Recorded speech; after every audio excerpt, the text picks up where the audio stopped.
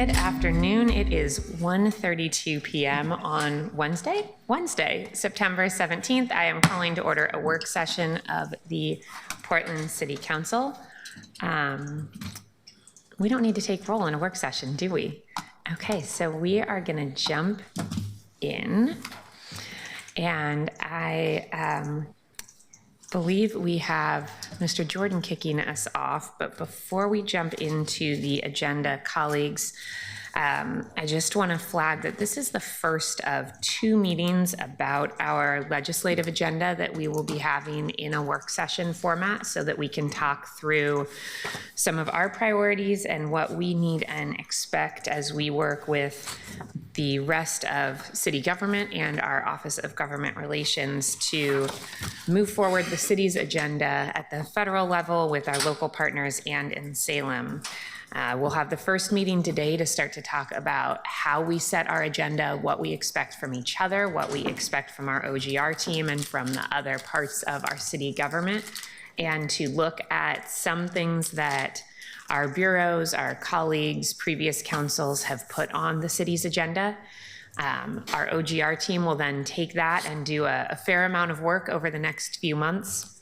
And when we have a better sense of what, at least at the state level, what folks are looking at for February session, we will come back in December and have another work session to finalize our 2026 agenda, which is what our team will take forward into the February legislative session and what our federal team will take forward into the work that they do. So I just want to note that so that as we hear these introductions and have these conversations today, there aren't questions about why we're not finalizing the agenda today. We also, I just want to flag as we get started, we'll have some conversations today about how we set expectations for how we all work together on this. But we probably won't dig into the specific details of the individual things that are on the list that is before us. That's work that will happen over the next few months with the OGR team, and then as we finalize the agenda in December. What I'm hoping we can do today is weigh in on some key questions so that we can give direction to the team and so that we know how to continue this work moving forward. And ultimately so that we can get to a shared agenda where there is overlap on all of our priorities, the mayor's priorities, and the work that our bureaus need us to be doing with the state. I'm going to pause there. I'll probably have a little bit more to say later, but Mr. Jordan, do you want to kick us off as the person who really pulls all of these different groups together? Oh, thank you, Madam President, but don't give me that much credit. This is really OGR's work, and today I want to thank you guys for taking the time today.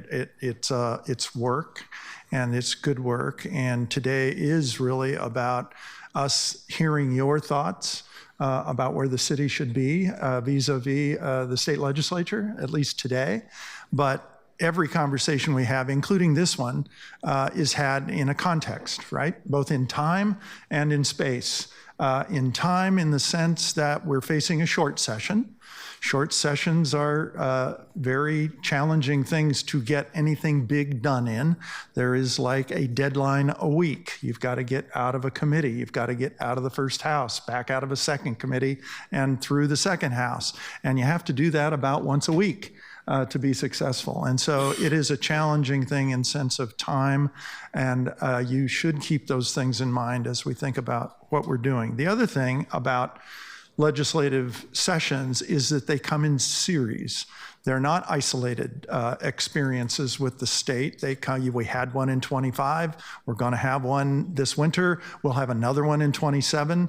And they come in a series. And so ideas can be matured over multiple sessions sometimes. So keep that in mind also, that this isn't a one and done thing with the state. We do it in a time frame that extends beyond a short session. So think about those things. The council president mentioned the mayor's agenda, perhaps, and I know each of you have thoughts about what is really important for the city to be concerned about vis-a-vis our relationship with the state. Please keep in mind that we are most successful in Salem when we speak with a single voice on a topic. And I know that that can be hard for us. It does not preclude you from having your own priorities about things that the state legislature is considering. Absolutely. But we, as a city of Portland, are most successful when we are one and go down there and speak with one voice, and can be, and our folks who are down there every day can be confident that they are speaking for the city when they're down there. So please know that I can vouch that the mayor will be very concerned about making sure that his thoughts are engaged in this discussion, but we as a whole city speak with one voice. That's when we can be most effective. And you're going to hear today from the people who are really the professionals that we hire to be the strategists in this venue. I tell them all the time, I'm happy to do what you tell me to do, but you are the people who are there every day. You're the strategist. You know what message needs to be delivered at what time. So at some point, as the council president mentioned, we are going to want to talk about how you all and our staff engage in real time during session also. That's a conversation that we'll need to have at some point also. The last thing I'll say, and I'll reiterate the contextuality of this discussion, there's a lot going on in this city. Our relationship with the federal government is a particularly challenging discussion right now for all of us.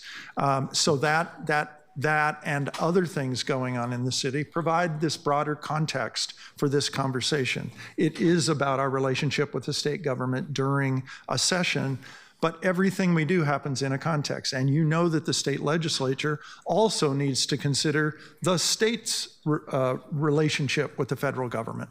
And that will be a topic in this session also. So again, we're focused on a short session. The topics have to be relatively concise and narrow and tight to be successful. On the other hand, everything we do happens in this broader context, both in time and our relationship with others. With that, I'd like to turn it over to Sam and have him guide you through today's discussion. Sam? Thank you so much. Really, so appreciate you all taking the time to have this discussion. And it's really, I typed into GPT, please develop legislative agendas that will be unified across the city in support and maximize our outcomes and give us the flexibility and rules that we need. And it wasn't very helpful. So, so we are going to have to do the work here today. And so this is really a touch point in an ongoing process that we have. And I want to share I will share, let's see here. It was all working. The second, okay. So these are the areas that we are going to cover today. It's about building a shared framework for how the city engages on state and federal issues, and we'll review the legislative landscape and challenges ahead, discuss evaluation criteria for developing and setting the agenda, begin vetting and prioritizing issues for state and federal engagement, outline how the council, mayor, and administration can collectively shape a unified legislative agenda and how we will all work with one another. Is there anything, I would just pause here and say, is there anything else that's not on this agenda that we are missing that we should have at this point in this discussion, for today's discussion? Great. Not seeing any pushback, so I think you're good. Thank you. Before I get into the next slide, the city entered the 2025 session in some pretty unprecedented circumstances. We were transitioning to an entirely new form of government at the very moment session was beginning. Portland faced daunting political and economic challenges, federal overreach, and unprecedented challenges, on the federal front. In Salem, we had headwinds for revenue forecasts and less revenue than we had originally hoped for, and we're always, interacting with the frankly unfounded, incorrect perception that the city is overly demanding of its businesses and constituents, out of touch, receives disproportionate resources. There are stereotypes about Portland that we need to be always conscious of as we're doing our advocacy. It takes a little bit of a special approach for us when we're entering that space. The results were not what we hoped for. The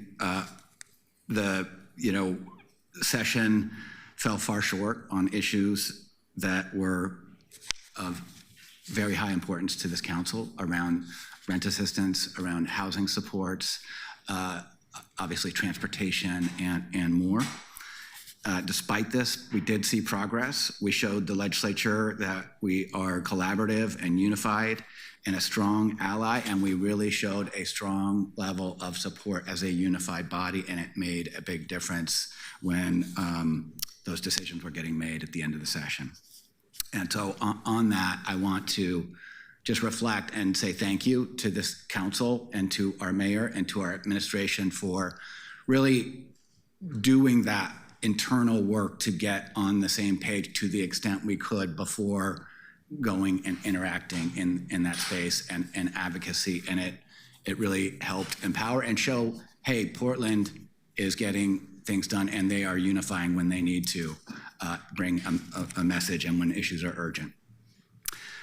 We have many upcoming challenges. The federal administration continues to create conflict with large cities on several fronts, sowing fear among immigrants in our communities, dangerously meddling in local law enforcement, threatening to cut off various funding streams. Federal tax cuts are being offset with Medicaid, SNAP, other core service cuts, as well as clawing back funding awarded for major projects and projects like restoring and revitalizing Lower Albina. The most recent state revenue forecast shows declining revenues this biennium and beyond.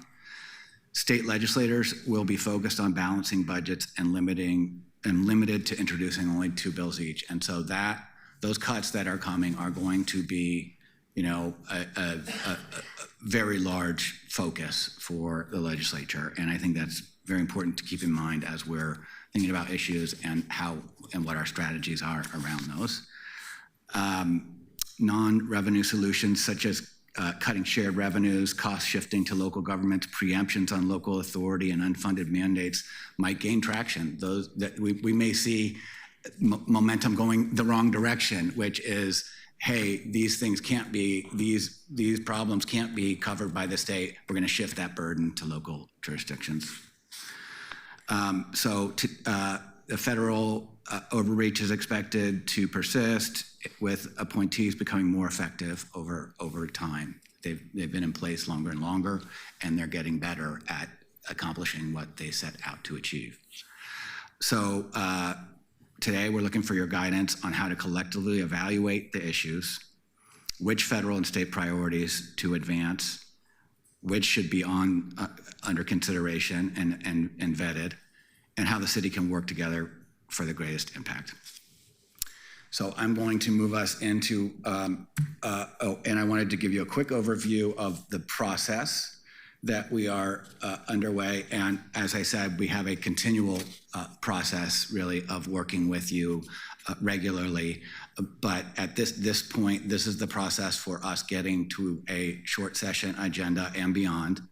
And so we collected issues from throughout the leadership in the city, subject matter experts, bureaus, council members submitted ideas. We have not vetted those ideas. Some of those are carryover from the 2025 agenda. Some of them are new ideas, and they are not necessarily ones that are right for the agenda or appropriate for the agenda or have been evaluated according to the criteria that we will discuss. And so I just want to be clear about that and what that is. We're trying to be as upfront and transparent as possible around making sure that all the information's on the table.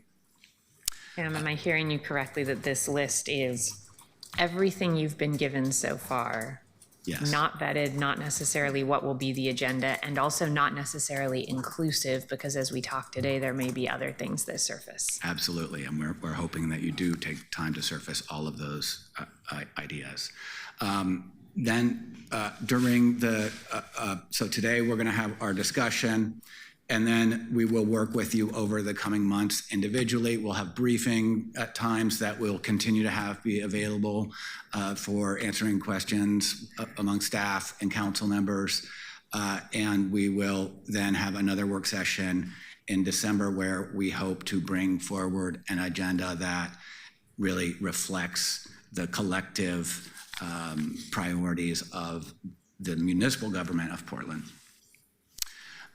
And then we will have a vote. We're planning to have council vote before the holidays, before the Christmas holidays, winter holidays, and then we would distribute and publish and really begin the work of communicating that to the legislature. So now in your packet was a list with more of the information around the evaluation criteria. It is essentially what we've been using as a guide on issues. As issues arise, one for consideration to be on the agenda and others for that align with the agenda that you set that come up. Of course, there's thousands of bills. We get, we need to evaluate and work on hundreds of those.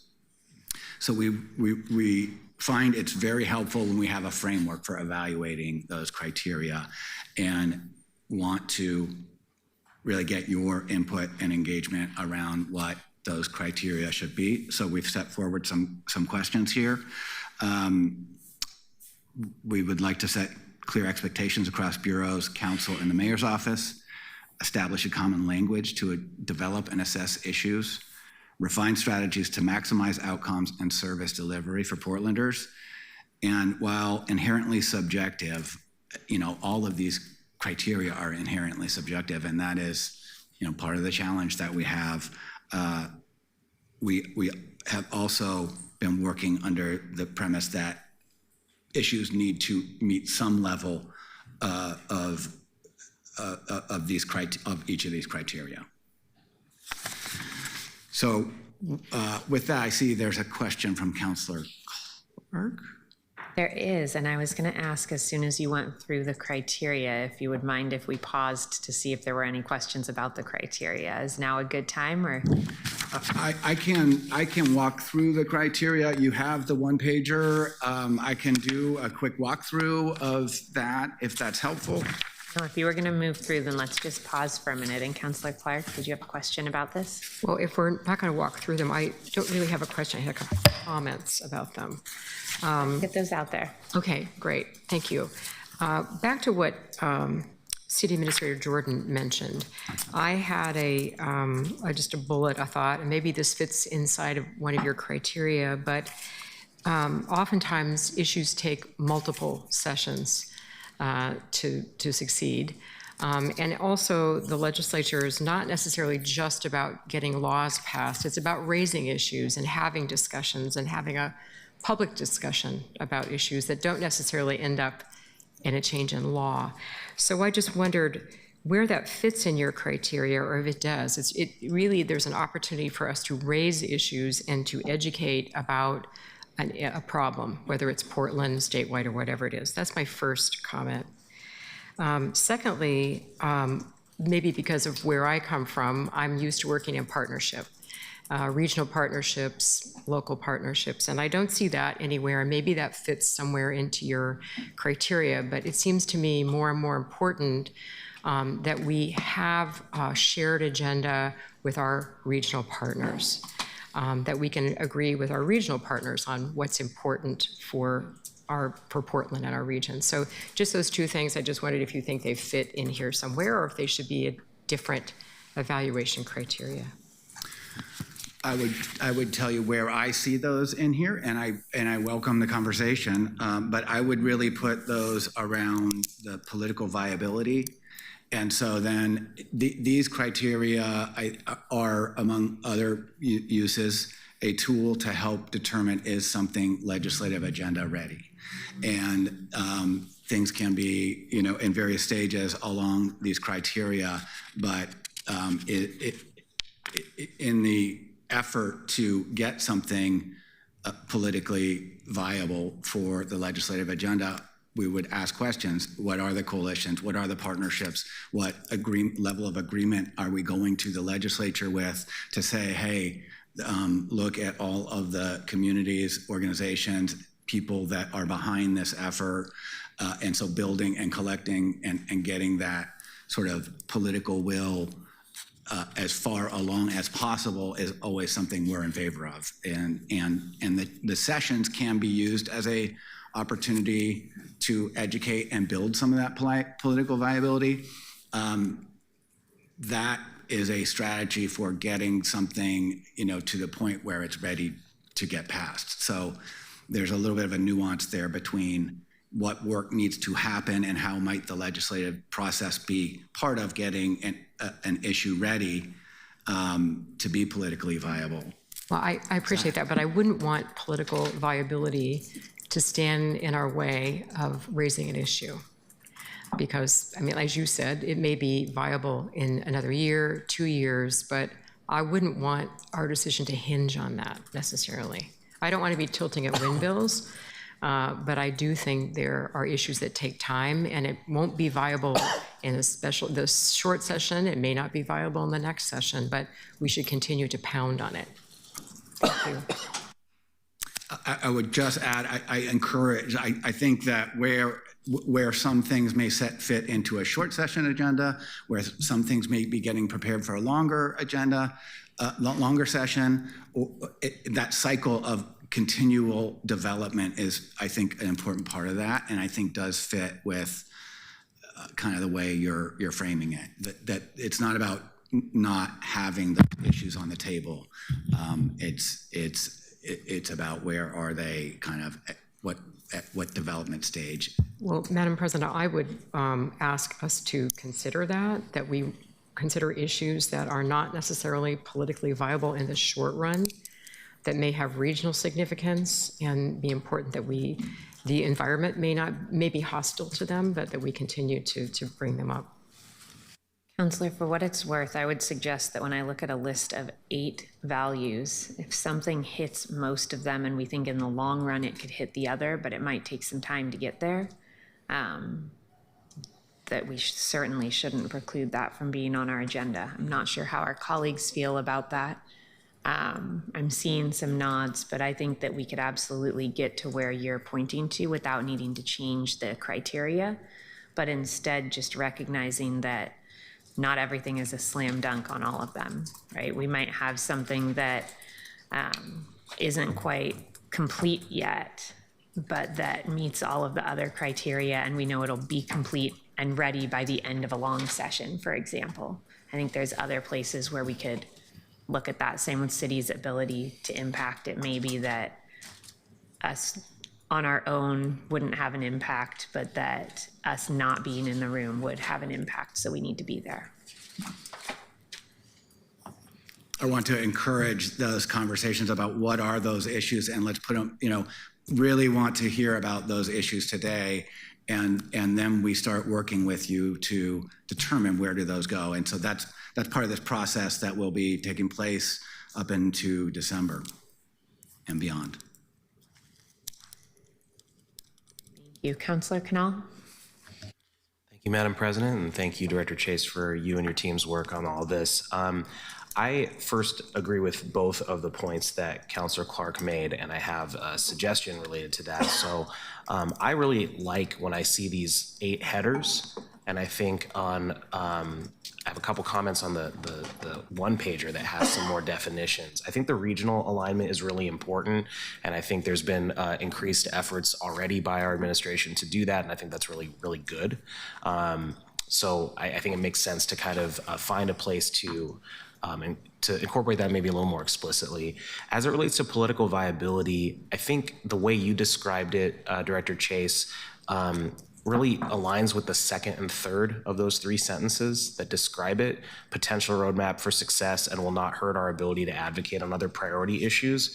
But maybe that first sentence of aligns with the values and direction of legislative leadership is the sticking point as it relates there. I think that I could see a world in which elections dictate a very different set of values between the city and the state arising. And so I think that might be a challenge, in that we certainly should not fail to advocate for ourselves at all times. And then similarly, I think collective agreement is an excellent goal, and I would love to see elected leadership, executive and elected leadership, agree after receiving advice and collaborating with our city bureaus and subject matter experts, but not setting so high a bar that every bureau director has to necessarily agree. Because I think that is not exactly the form of government that we have, where elected leadership is subsumed there. And then the third comment I'd make is that I agree 100% with our city values and equity impact, both the headers and the description. I'd just like to see a stronger implementation of those. The way in which that those have been applied to the agenda, I think is something I'd like to see developed and bolstered, so that we don't ever end up in a situation where we're advocating against our equity goals. Thank you. And I welcome any comments if you have them, but I can also do it later. I would just say that I think that's really helpful input. Counselor. Sam, we've got a couple of other people with questions here, and I will flag that we want to spend the bulk of our discussion time on agenda items 5 and 7, but I also think it's important for you to hear the feedback on the criteria so that we're all on the same page as we go through the rest of the exercise. So let's run through the rest of the hands, but just make sure that we are moving as quickly as we can toward those other pieces. Counselor Zimmerman. Thanks, Madam President. I was getting a little confused where we were at in this. So my question, I think, relates to these criteria. This is probably the most split the City Council has ever been in terms of political ideology and how we've moved on things. And I'm curious, in terms of, for other towns who are in a similar position, how the legislative agenda is best developed when you have a deeply split council on some of the hot button. So is it better for us to hash out up here what gets on the agenda, or is it better to leave the hot button items where we're split off of the agenda so that the boring but important stuff has alignment? Because I think we have a unique situation here with this council, and I think this falls into evaluation criteria. I'd look for your advice on that, or what other cities are doing who are facing this, but it seems more pressing than I've ever experienced before, having been in your chair in other places. Like, this would be a challenging city to come up with a coherent legislative agenda. Well, and that is why I tried to enlist ChatGPT to help and was unsuccessful, but I think that we, so there's practices in other cities. I think that is a $64,000 question that we are intending to have discussion about around, operating agreement. How does council want to work together? How does council want to work with the mayor and the administration? And what, your recommendations are for, the rest of the city. The evaluation, and I will say, in light of, yes, there are divisions and issues that this council maybe has different perspectives on. When it came to the agenda in our legislative session, this council was really, really united. I think it was, it was remarkable down in the legislature to be able to go down there and have them see this united front, whether they were talking to the mayor or to any of the council members, they were getting the same messages. And the messages, even around shelter and housing, was aligned and delivered with the expectations as I understood them from council. So I think we have been able to kind of thread that needle. The issue of how how this council wants to work on those areas where maybe, you know, there's a couple members that aren't on board. Maybe it's a larger number. You know, that is a problem for us if there are folks speaking out in ways that are not aligned with the city's agenda. That's a big challenge for us, and that shows up as a, you know, something that diminishes our ability to get as many results. And so that's a key question that we do have flagged for later today, is how do you want us to handle those situations? It gets into the collective agreement, you know, what does that mean? So I hope that's helpful. It is. I think it's something we should discuss as we get to the end. To me, that says there might be a really important thing, but if it is a divisive thing that makes the whole agenda go kaput, it may not be worth the momentum on other items. That's how I'm taking that in a bit, because the collective front you have noted is important, and I'm just noting that in your answer. Yeah, it's a lot harder to get a resolution around a divided proposal than it is a unified one. And if we don't have the mayor, the administration, and the council aligned, it's the odds of us being successful on a given issue go way down. Thanks, Jim. I think I hear an undertone in your question, Counselor, also about how divisiveness affects not just one agenda item, but the agenda as a whole, if we have something divisive on the agenda. Counselor Ryan? Yes, thank you, Madam President. Good to see you, Director Chase, and thank you for your leadership. Your office runs so well since you've been in charge, and I wanted to acknowledge that. I think this has been discussed enough, but I just want to make sure I get it. So there's urgency that shows up. And when there's urgency and we all come together, is that pretty much covered under the values of viability and strategic and financial values? For example, let me give you an example. So there was a council, the council previously focused on redoing Measure 110, helping with that rewrite. Obviously, that was divisive. We got together, and I think that was an example of urgency, and that it did get amended. And I know that that the city was a big part of helping that move along. So that's an example of urgency. I don't think it was on our agenda when we had a meeting like this months out, but then it became a part of our agenda. So I think I'm just getting at the urgency aspect of needs. Even though I agree with Councilor Clark that most issues take several sessions, there are examples where there's urgent needs. I think that's a really great flag. I think that, you know, I could say, you know, that maybe there's some places where urgency fit in, but I think that really, you know, identifying that as something, timeliness, urgency, that, you know, some issues can't wait. I think that is a good one for us to take and back to our team. So I appreciate that. I think we'll work on trying to see how we can make sure that's incorporated. Again, looking at the lens statewide on that one, we obviously had a lot of allies, not the county, but after we went outside of Multnomah County, we had a lot of allies. So I hope that we look at the bigger picture of what alignment can look like. Thanks. Great. And we will take back, just to clarify at this point, we will take the input that you are providing here today and develop another evolution of this work and the overall work that we are doing, and have continual conversation with you on that. Thank you, Counselor. Counselor Smith? Thank you, Council President. Thank you, Sam, and your team for all that you do for us down in Salem. I know that that is a huge lift. I've done that before. Just curious, do you all ever look at the resolutions that we pass as an indicator of things that you should be prioritizing? Let me give you an example.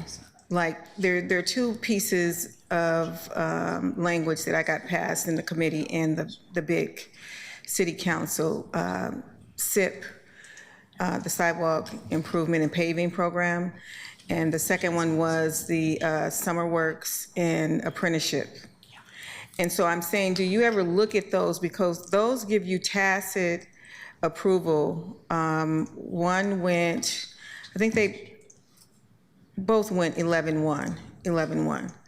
But so when you're looking at your list of things, because for me, jobs and regional significance, that we have enough money in the apprenticeship programs, since we're going to be redeveloping the 26-27 contracts for COAB.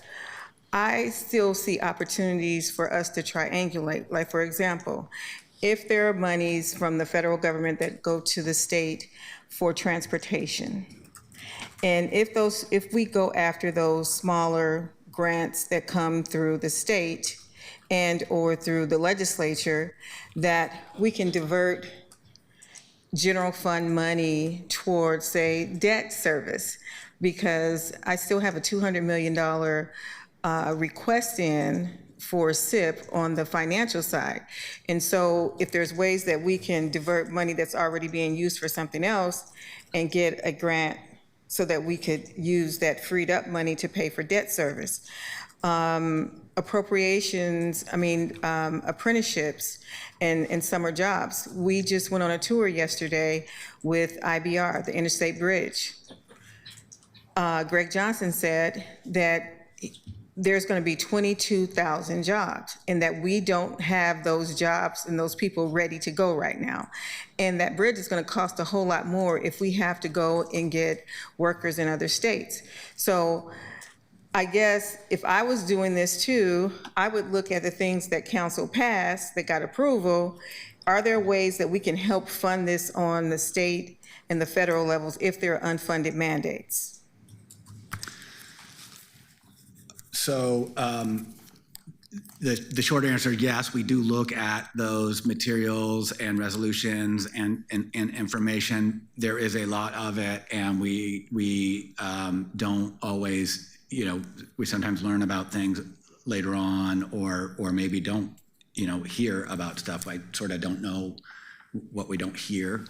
Right. So we really encourage communication back to OGR if there is something that might have some external government relationship, and we absolutely love to provide feedback and identify where we can be helpful. I think the criteria we're talking about here today is really something for us to help interact with folks around, hey, what is getting proposed? And I think one of the challenges we have is we're not policy. Our team doesn't make policy decisions. We don't decide policy. We work on the process of making sure we're getting clear direction about what we need to go get done down in the legislature. So on those issues, it's the questions would be, around these issue bucket areas in terms of, do we have something ready to go? Do we have, is it complete and ready in terms of, are we able to, do we have the ability to impact this? Is the city ready to deliver on whatever we're asking for the legislature? Are we clear in what it is specifically we are asking the legislature to do? Those are the kinds of questions we really enjoy kind of, Right. helping folks think through. Right. And the earlier we're engaged, I think the more helpful we can be in going through that process. And there are things, this council is responsible to the voters, and we don't try to enforce or tell folks what to do. Right. We do have preferences, which is and that's why we have our issue sheets. We want to make sure that we're getting and being proactive about getting that information. If things are directives in a resolution or an ordinance, we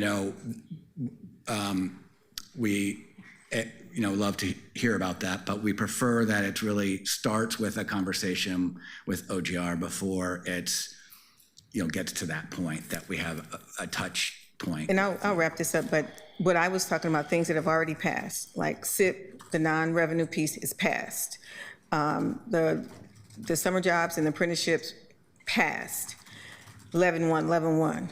So what I'm saying is, can you begin to look at those and say, these are places that we can probably identify money, like for the apprenticeships and the WIO reauthorization on the federal level? Would that be something that we would put down there to say, apprenticeships are a priority for us? If we can get written into the new language on the reauthorization on the federal side, this is where we could see some monies freeing up and that we didn't have to spend our general fund. That's a priority for me because it's a regional priority, because this is about jobs for this entire region, and it's about transportation for this whole Northwest corridor from Canada all the way down to Mexico. So for me, that is a priority, and it's a priority for the people who are working here. As you saw, the article in the paper the other day, 11,000 people are losing their jobs. And if this is happening every month, the thing that's going to keep us, on the straight and narrow are these infrastructure projects that we have in the queue that have been here since the Biden administration, that we need to, get these workers trained up. Counselor, I think you're starting to move us into what Yeah. our priorities are. Okay, yes. And I want to make sure, I think you raised a really important point around issue evaluation criteria, The which is evaluation of if we using- have said something as a Yes. priority through ordinances and resolutions. Exactly. Does that help move it up the list in terms of evaluation? But I want to hold on Sam's response Exactly. to individual issues until we start talking about building the agenda itself. Perfect. Thank Okay. you. But we are capturing that issue, and that will be something we will follow up with you on. Okay. Sam, we're getting there. We had extra time built into the agenda, so I'm not worried yet. We've got 2 more folks with questions about the evaluation criteria themselves, and then we'll let you move to the next part. Counselor Novick? I just wanted to say that I like the evaluation criteria, and in concert with what the council president said earlier, I think that pretty much anything that we might think is good can fit into some of them, like, reforming Measure 50. That might not have political viability immediately, but over 4 sessions it might, and maybe the voters might be willing to do it, and it's strategically important and it's equity important. So my assumption is that none of these criteria would preclude our pursuing that. So I also just wanted to say that your reference to the $64,000 question prompted me to do something I've been meaning to do for years, which is see what inflation has made that since 1958. And I think people like you and me who remember that show should start referring, or remember hearing about that show, just start referring to it as the $725,000 question. Thank you, Counselor. Counselor Avalos? Thank you. I am curious about what it has looked like in the past. Do you have some kind of process where a counselor can bring an idea that's not on your list, right? I think you guys do a really good job of trying to consolidate, obviously also bringing forward, things that you've been working on that take years to get through. But have you seen a process like that in the way that the last council would get to this place of telling you what our priorities are, part 1, and then part 2, are you envisioning that maybe we could create a process by which, we come to a work session or a council meeting and people can pitch ideas? I'm trying to understand, what has that looked like cultural wise with the counselors in the past? Well, I think it's a good question about how it looked in the past. I think it was really, there were some fundamental differences around commissioners and running those bureaus and sort of aligning their issues through those bureaus. I think what we are interested in here is really providing every opportunity we can for council members to bring forward their ideas. And so really, we want that. We appreciate that. We try to do that in as consolidated a way as we can. And so that's why, we have the issue sheet process and really encourage council members to do that. It helps us when we can get that information earlier in the process. We want to have a conversation with folks at any point when they have something that they want to bring forward. We want to be a strategic partner for you in thinking through those issues and making sure you're recognizing where the rest of the city might stand on a given issue. What are the challenges ahead? What are some of the things that could be getting started to address some of these evaluation criteria? So we are really appreciating when folks can work through the issue sheets, because then that creates the opportunity for the entire council to look as a whole at the issues. But we still, are there to work with folks, as issues arise, and issues are going to arise all through, up, and into, and after the session. We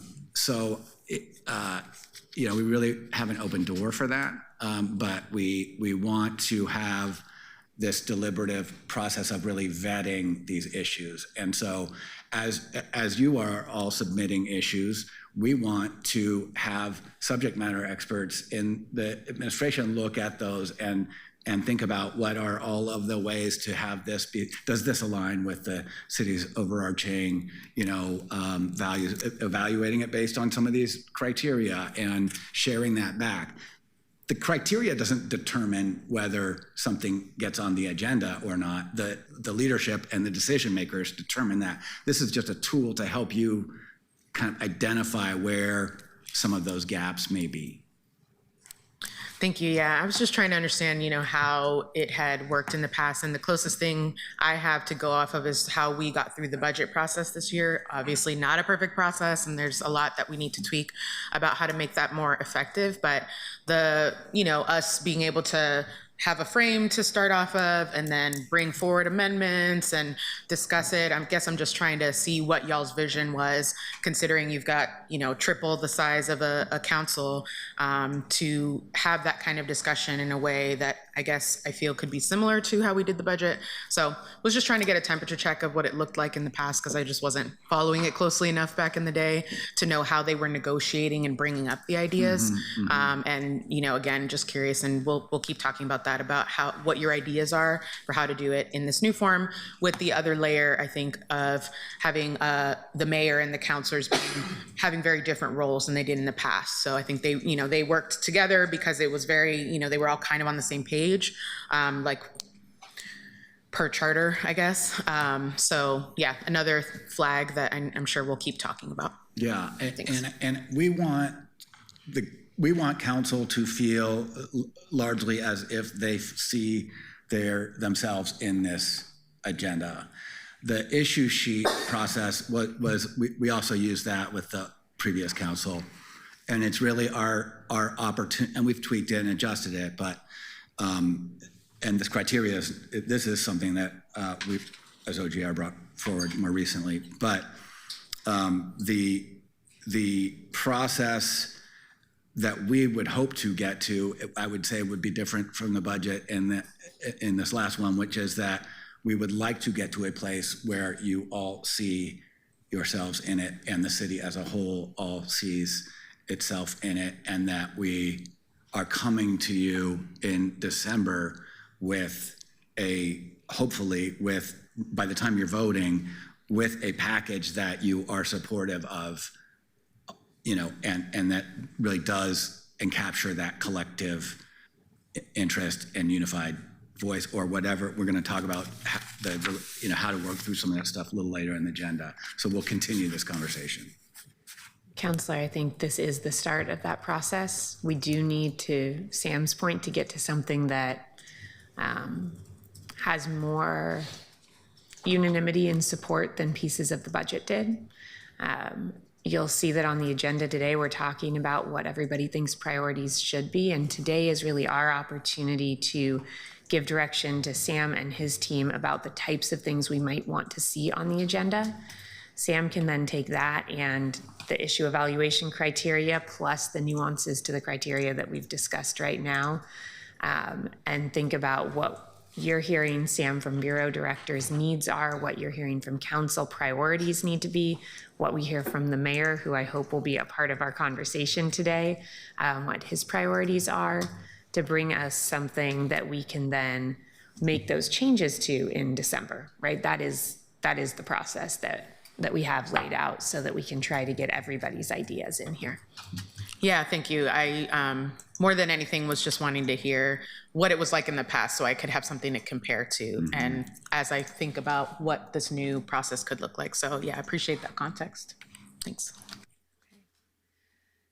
Sam, I think that's the extent of questions about the issue evaluation criteria. And I know we had some extra time built in. We've used some of it, but we still have extra time. So we are on track. And I think we're getting into now the meat of the conversations that you want us to have. So why don't you keep us moving? Great. I will jump in. Before I jump into the state stuff, I just want to make sure I take the time to introduce the folks from our team that are here. We have, and they may be, I may need to phone a friend at different times on different topics. But we have back here, we have Evan Mitchell, who is our state legislative manager, and Dan Bates, who is the has our contract both to do federal and state work. Niels Tillstrom, who is our deputy director, and Jack Arriaga, who is our federal program manager, and they are the actual experts. So somebody referred to us as being experts. These are the ones that are the actual experts. The state priorities. The current list of issues you have before you, this is the raw input. I just emphasize that one more time from elected leaders and bureaus and subject matter experts. Of course, we have a lot of folks throughout the city, and these are ideas that it may be just one person. So the vetting and the alignment and all that work needs to be done, but we really want to be welcoming those ideas, as Councilor Smith was starting to share, and others. We want to be capturing those ideas so we can help with the process of vetting those throughout the city, and then having a dialogue with you about what are the issues that are ready to go, and what are the priorities, and what fits into short session, and what's longer term, and thinking about those buckets that the issues would land in. We're not asking for approvals or votes on these issues at this time. We want to make sure that we've captured the issues that you have, either more depth in the issues that have been submitted, or issues that are not appearing that should be here. We want to understand where there are places of clear alignment, where questions and concerns may remain, so we know where to focus discussions as we do that. Given the limitations of the short session, we'd like to, get to a point where we're focused on what is achievable in the short session. After session, but I don't want to, we want to hear the ideas, whether they fit with the short session ask or even longer, because we want to begin really having things in that longer term, kind of developing those strategies. I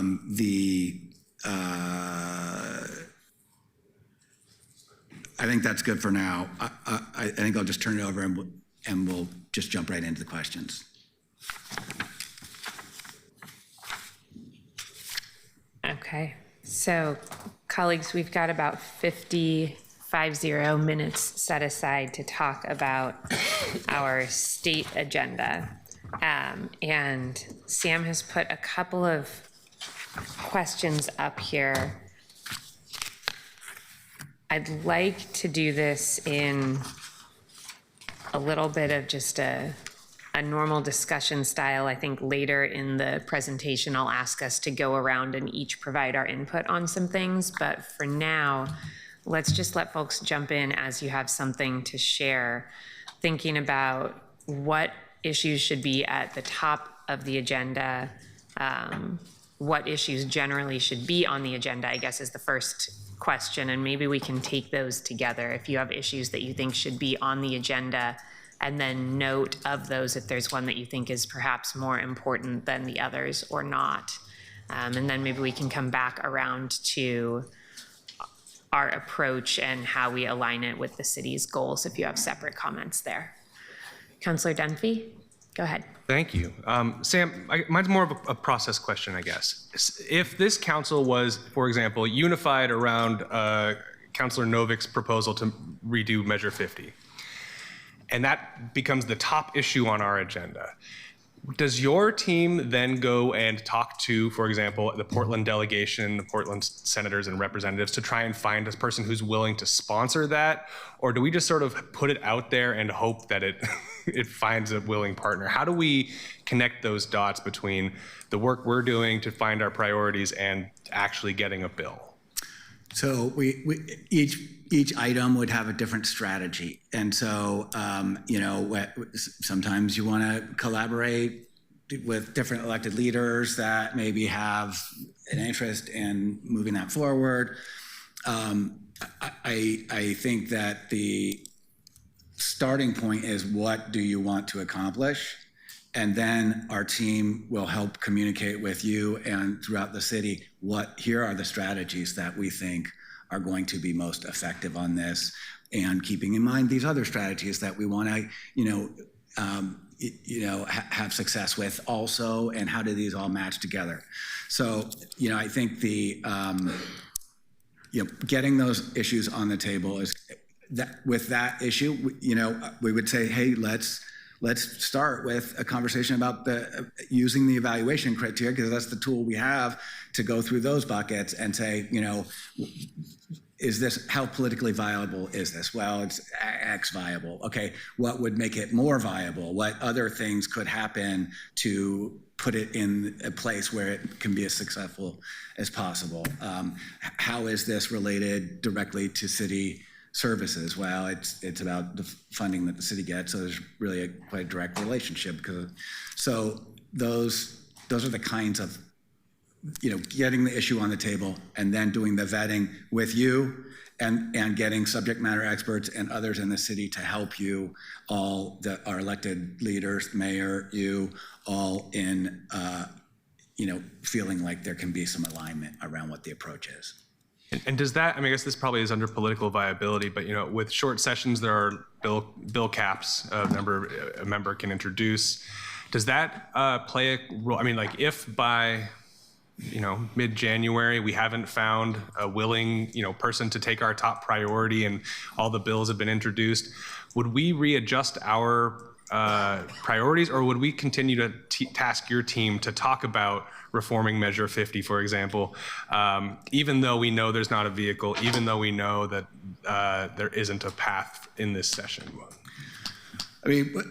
For example, with that issue, and this is the first it's come up, so I'm just really, they always say just, say whatever's on your mind when you're in front of council at the dais. Sam, I want you to know that we're watching your team's expressions behind you as you say that. The short session's coming up. There's conversations about realigning the tax system because of the federal changes. They are facing tremendous amount of cuts. In a normal short session, there's a lot of reluctance to take on big new things unless leadership's already seeing it and feeling like it's something that's been in the waiting for a long time. It's something. So I think we would look and say, hey, this one is one that the odds of being successful on it are never zero. Because all kinds of things could happen. Let's figure out what we can know about it now that might inform conversations if they come up in the short session and there's tax reform work getting done. Let's know and understand and vet as much as we can on that issue. But we might say, hey, if we put that issue forward and the odds of it are extremely slim, we might not be spending energy and capacity and time on these other items. Thank you, Counselor. Counselor Murillo. Hi, thank you so much for being here today and for going through this process with us. It feels kind of wild to discuss new legislation that we're asking for when the current legislature hasn't passed anything yet, but here we are. Is this the right time to just list out my top priorities for you? Okay, Perfect great. time. I'm gonna dive in. I think one of the top issues that we've been dealing with as a council, obviously, is federal overreach. And there are things that we simply can't do at the local level that the state legislature might be able to help us out with. So it's my understanding that the State Democratic Caucus is working on a package, and some of those policies are still ongoing. But I think it's really important for the city of Portland to be at that table when they are addressing federal overreach and things that we can do at the local level.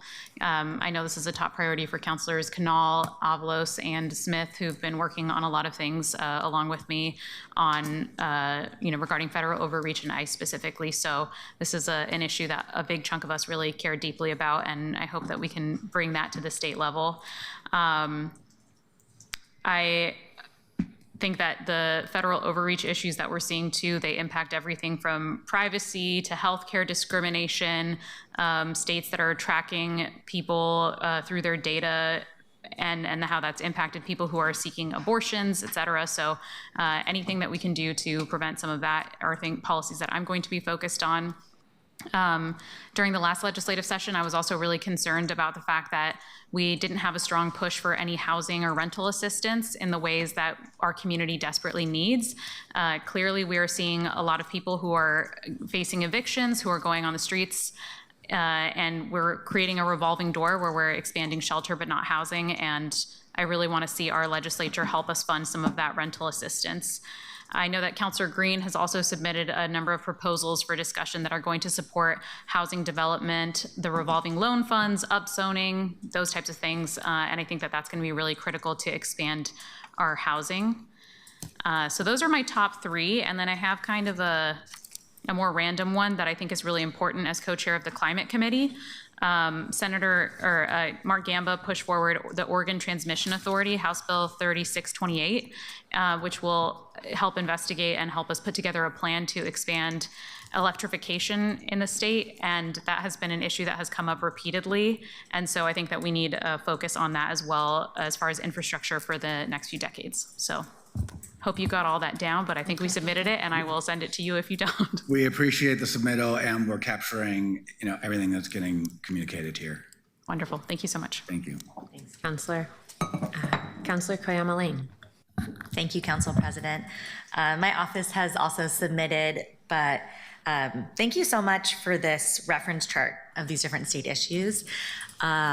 Looking here, something that popped out to me, there is an issue titled Housing Production. I'm looking at the first one, and under there it says, changing state laws and rules to address limitations associated with providing sufficient, visitable, and accessible units. And so I know as part of the city's BPS projects like residential infill and Better by Design, our city planners have attempted to increase the stock of accessible housing for older adults and people with disabilities in Portland. However, state building code and building codes division has remained stuck in a place that limits our city's ability to increase our accessible housing stock. I see you know about this. So I'm just wondering if in the future there's a way that we can explore as a city, maybe an exemption from the state building code and or work with the state legislature to increase ability for cities like Portland to provide accessible housing that meets the needs of older adults, people with disabilities. Is that anything we could pursue? I would say all of these concepts are in the world of pursuable, and I think we'll take the additional input on top of the issue sheet you submitted. Any other comments that folks have to any of these issues, we absolutely welcome here today also. But that is something we will capture this and work within the service areas to help vet and identify, what options we have for legislative agenda work on that. Thank you, Counselor. Counselor Zimmerman. Thank you, Madam President. So Sam, I just, this table that you've provided with the yellow headings that has the state agenda items, I've gone through all those. My request would be to have something in this table that is an indicator of if that came from the administration or the departments. I'm pretty used to knowing like what is coming out of a department for, I'll put it in the category of sense making, or those are the types of things that they really need to do to make their work successful. It's hard to tell in this what has come from those input groups versus what has come from our group up here. I am taking it as those that do not have an X in the carryover from 25, that those have come from all of us as we submitted them by September 5th, but that's being generous. There could be departments who did it as well, and that's what's hard for me to tell right now. There are both, and we can get you that. Thanks. The other question I have before I talk about my priority, what should I read into when I see a senator's name next to an item? There are a couple of items that have a senator identified, and I would like to know, is it because they agree and want to champion it, or is it because they've asked us to place it on our agenda? Neither. Okay. Those are ideas that are coming from the city. We are not putting other ideas on. We are putting the only submittals that we have received. I'm not. So I see Senator Pham and Senator Tran both have somewhere in our document, one about inclusionary zoning, one about hearsay trafficking. And I just don't know what their name, excuse me, Rep Tran, not Senator, but what that means. I think that they are at times just inserting context and information about who may be already, engaged in similar or that particular issue. Okay. So like, maybe it's around the inclusionary housing one. Inclusionary zoning, there's something that was not in last year's agenda, so it's obviously a new item. At the very end of it, in parentheses, we've got Senator Pham. So that's kind of, I think, context information. She has been very active in working on inclusionary zoning. So maybe kind of a note within the staffing side of it of like, hey, she's already working in this area, is how I should take that? Yes. Okay. Okay, that's helpful. I just wasn't sure if these were coming from them. There's really very little that's conclusive in any of this, okay. to be honest. That's fine. Yeah. My next point is actually less for Sam's team and more for my colleagues in terms of priorities. So a little bit of Sam's team. I've been around legislative agendas for a long time. They usually look like this. They usually have a lot of stuff that is just incremental, which in a government is a lot of way in which we do stuff is incrementalism, and I'm not opposed to that necessarily. But I have been kind of trying this on with the county, with other stakeholder groups for a while, and you'll see on the second slide that they provided us in the list, there's an Oregon State Hospital North title. And I'll be honest, colleagues, I think that we should stunt this. We should go in front of the cameras with the county. We should take our legislative agendas. We should rip them up on camera and say, Multnomah County and the city of Portland have one thing on our agenda. We want an Oregon State Hospital North campus for the Portland metro area that is not accessible to the judicial system, that is accessible to people who are actually mentally ill, who haven't yet committed crimes, so that we can actually have access to institutional mental health care in this state for the first time in, I think, decades. This system is so broken that talking about increasing capacity is one of our 1,000 bullet points, which means that we're going to work on 3 beds at a time, 10 beds at a time. I don't think it's going to work. I think we should be mature enough to do similar with I agree with Councilor Novick on Measure 50. I think it's that serious of a transformational need in the state and in the community. It will never happen unless we let some other stuff go by the wayside for the time being until we get the big thing. We've spent $750 million in the last few years on housing and homelessness as a combined county, metro, and city. To what end? We have a system that is generally set up and does pretty well from a poverty-based homelessness but we're really bad at the mental health and addictions-based homelessness, and we are combining those populations in ways that I think are really damning for everybody involved. So I'm offering that up because I think that these proposals that I've seen are all thought out, they're all good, they're all important for city business. None of them are transformational in terms of the biggest change that could actually save this state and this community. So I'm offering that up not as a critique of anybody else's, but I think it would be interesting to have Multnomah County and City of Portland go to all of our legislators who we sent to Salem and say, we want to talk about a bigger thing. And this is the bigger thing. So that's the one thing I put on the agenda that I submitted. I hope you guys will consider it, because I don't really know what else we're doing here when this topic consumes every conversation we have. And most of these things on here are about fixing this topic, but in one aspect of it, but we still have a very sick population. So I'll just leave it there. Thanks, Councilor. Councilor Green? Thank you, Madam President. Sam, before I get into my priorities, I just wanted to clarify. So under housing production, there's a suite of advanced the city's housing production strategy. And the last bullet is mortgage interest deduction reform. Do you know off the top of your head what that reform looks like in those conversations? There have been different versions of mortgage reform in sessions. I think there was, I can't remember if this last one, it was around getting rid of second home mortgage deductions. And so, you know, the way the system works, you can take it on your vacation home also. I will say that, you know, we have this handy guide with all of the legislation that we worked on and engaged in. And so there is more detail in there. I'll refer to that, and thanks for that clarification. I appreciate the prompt. It's going to help me kind of narrow in here.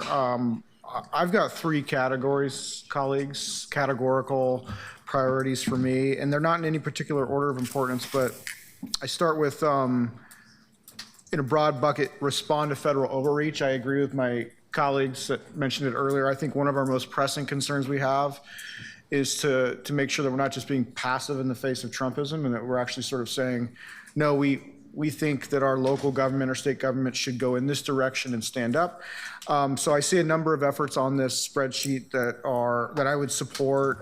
There's the warrantless drone piece that I think needs to be taken up, the surveillance, I should say.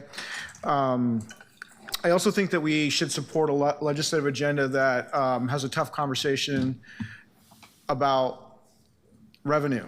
And, you know, are we going to claw back the big, beautiful bill tax cuts that some of the wealthiest people in this state got through the federal legislation, rather than just pass those cuts on to our poorest in the state, which I think would be wrong. So I hope that we have that kind of conversation collectively. And I know that our colleagues in Salem are going to do the same. And that first item that just says federal overreach, I support all that. The second piece is infrastructure. I think that's our second, you know, pillar of what we need to be talking about. So it's federal overreach, it's infrastructure, and it's housing for me.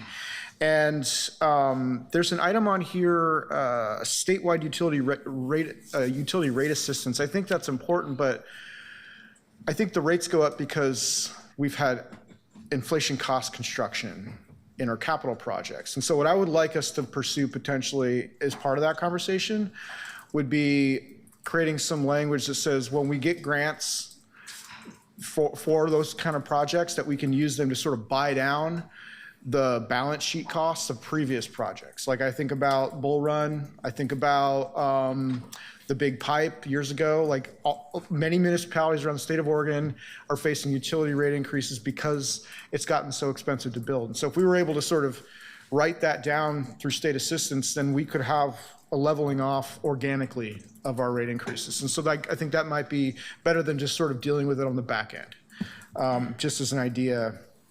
I would actually place I strongly support the Oregon State Hospital North concept. That I just don't think it's our only thing. I don't want to be so theatric and like rip up the thing and then be like, this is our one thing. But I just do my theatrics differently. It's really important. And I think it's just strongly echo what you said. We need a sort of place for folks to go to get well that's not just in a jail cell.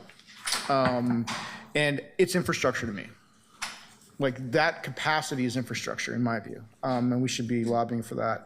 And then I did put a number of housing related things in play. Those references to Senator Pham that you were referring to, that came from my staff just to provide context because there was some unfinished business in the last legislative session, particularly around the construction revolving loan finance fund. They did pass Senate Bill 684, which created the framework for public development revolving loan fund, but they didn't capitalize that fund. And so I think, we should support using some money in the next session if possible to capitalize that fund so we can get to work building. To that end, I think I'm really worried that the city of Portland's gonna take too many years to update our code. I mean, we're gonna try really hard. We've got our best people working on it, but land use consideration takes so long in this state at the local level. And so I did put in a request for an upzoning legislative item. We don't have a sponsor for that, but creating just a state level action that says around transit nodes, you should comply with the state's multifamily model code. And I think if we can do that stuff in the next session, it will unlock the developer capability that our SDC waiver was trying to accomplish. Like if these things are connected. So again, I'll just say it again, it's federal overreach, it's infrastructure, and it's housing for me. I think that's it for now. Thank you. Thank you, Counselor. Counselor Canal. Thank you, Madam President. I'll just say that the first item I'm going to mention does relate as well to the criteria. I'd forgotten to mention that local control had historically been something presented as a criteria in and of itself as an evaluative mechanism. So that might be helpful there. I think it's related to the good governance issues, which I think also ties into some degree with Measure 50 and ties into the fixing House Bill 2805. Federal overreach, I think, definitely relates to warrantless surveillance as well. I agree with Councilor Green on that, and I would argue that any expansion of surveillance, not merely warrantless, is I think I'd like to see that incorporated into that item. I was a little confused, but I think it relates as to the second item, the artificial intelligence, cybersecurity, and privacy. I think that's kind of one category of items there. Another category. I'll split it up a little bit on the public safety side. The CEI hub items were both really important. I'd also mention the need to support House Bill 2749 from this year's session, which is not on here, but is the seismic resilience and design review specifically, but anything that can help with replacing the bridges over the North Portland Railroad cut to help ensure that people have an evacuation mechanism that's not going to be collapsed in the context of the Cascadia earthquake. On that subject, Medicaid reimbursement for street medicine is also in the public safety space. I think that relates to behavioral health capacity. I agree as well with Councilor Green's comments about the Oregon State Hospital North, and I appreciate that being brought up by Councilor Zimmerman. I think the public safety space finally includes the bottle drop conversation as well. I'm not sure about this exact path. It seems to continue to see collaborative solutions is nice, so we'll see how that works out. But I know that that's a topic I hear a lot about from constituents in our district. Housing, there's so many great things in here, the capitalizing the revolving loan fund, rent assistance, the second item marked housing production, and at least of the first, at least the exploration of the tax credit issues related to historic rehabilitation at the state level. And I guess of the things on here, I mean, generally all these particular projects that we're seeking money for, I think is worth saying. I imagine we all agree with them. If we agree with the project, we would want the money for it. I'll highlight the Broadway Corridor one. I do think that in terms of socializing some items for the longer term. There's a few others that I'd like to just mention here, talking about qualified immunity, reform of the LESC processes, the arbitration processes at the state level, and ethical investment, especially as it relates to PERS. I understand those probably aren't going to come up this session, but I wanted to mention them and just get them into the conversation as things that I'm interested in as well. And I'll leave it at that. Thank you, Madam President. Thank you, Counselor. Counselor Novick? I also have a stand up in front of the cameras, rip our agenda to pieces and say, this is all we care about thing. And it's something that Councilor Canal just mentioned, which is getting the legislature to direct OHA to take the steps necessary to make it easy for street medicine providers like PSR and CHAT to get Medicaid reimbursement. This is something that we've been told, but our folks have been talking to OHA for months. There's leading Medicaid experts who say that OHA is making it much more difficult than it should be. It shouldn't be that hard for them to create codes that we can bill that don't require us to distinguish between physical and mental health. This is something that's not like a big cost to the state. It shouldn't be politically controversial. We should have allies. But it would have an immediate impact on our budget if a chunk of the cost of PSR can be taken over by Medicaid. So in the spirit that I figured that getting big things done in the short session is unusual, I would focus all our efforts on this one little thing that has an immediate budget impact on us. Thank you. Thank you, Counselor. I'm going to come back to myself to make sure we have time. Counselor Smith, I'm sorry, go right ahead. Thank you, Council President. A few things, and you probably won't be surprised at the priorities that I have. As I said before, we passed the SIP resolution, the non-revenue piece, and I view this as tied to our broader goals in terms of improvement and maintenance of our infrastructure and built environment. And it's also tied to our climate and equity goals. To me, this fits within a majority of points within the issue of evaluation and criterion.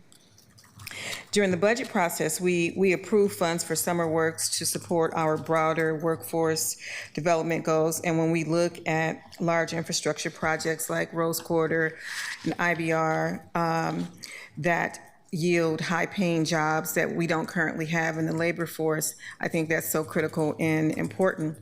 And lastly, it's estimated that within Future Ready Oregon that we will need thousands of trade jobs.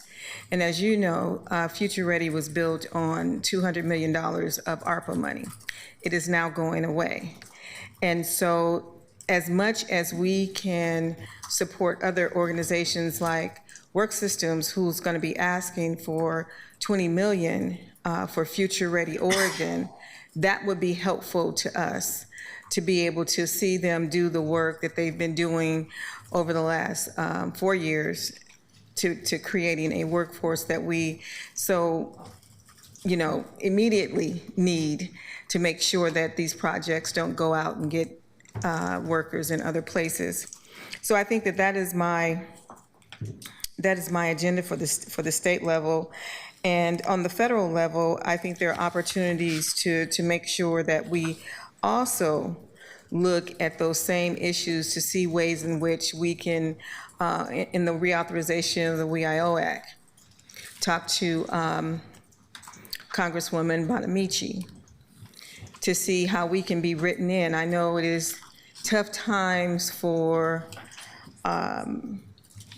Democrats in the federal legislature, but the issue is we had a lot of monies that were on the line that we had already approved, and all those marks went away, every last one of them. So for me, I think we need to figure out a better way in partnership with our congressional delegation to figure out how are they prioritizing. They do a whole long list and they give a priority list, but I mean, which ones are they really prioritizing that's gonna move the needle? And how can we get to those conversations with them? Because of course, they wanna be able to tell their constituents, yes, we approved you as a priority, but this administration didn't pick it. But we wanna figure out how do we do that in a way that there's something they're getting. I mean, those folks who are not in power, we're getting something. I just need to figure out how do we how do we figure out a way to get into that something and ask that right question? And what is the list? Are there 3 things that you can get? And if those 3 things are your priority levels, let us know what they are so we can bring forward those requests for appropriations that are appropriate.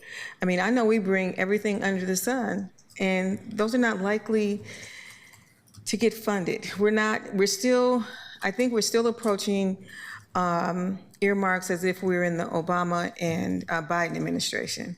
And we can't. We can't be sending them a whole bunch of lists of stuff and we know good and well it's not gonna pass.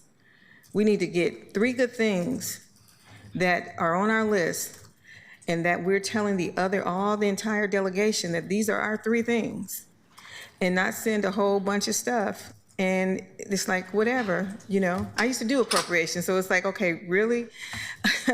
and I would see a city of Portland come in with some appropriations, and then the next year it would be totally different. I was like, well, what about those priority things that you said were a priority last year? What happened to those? So I just really want to have an honest conversation with our congressional delegation on what is reality.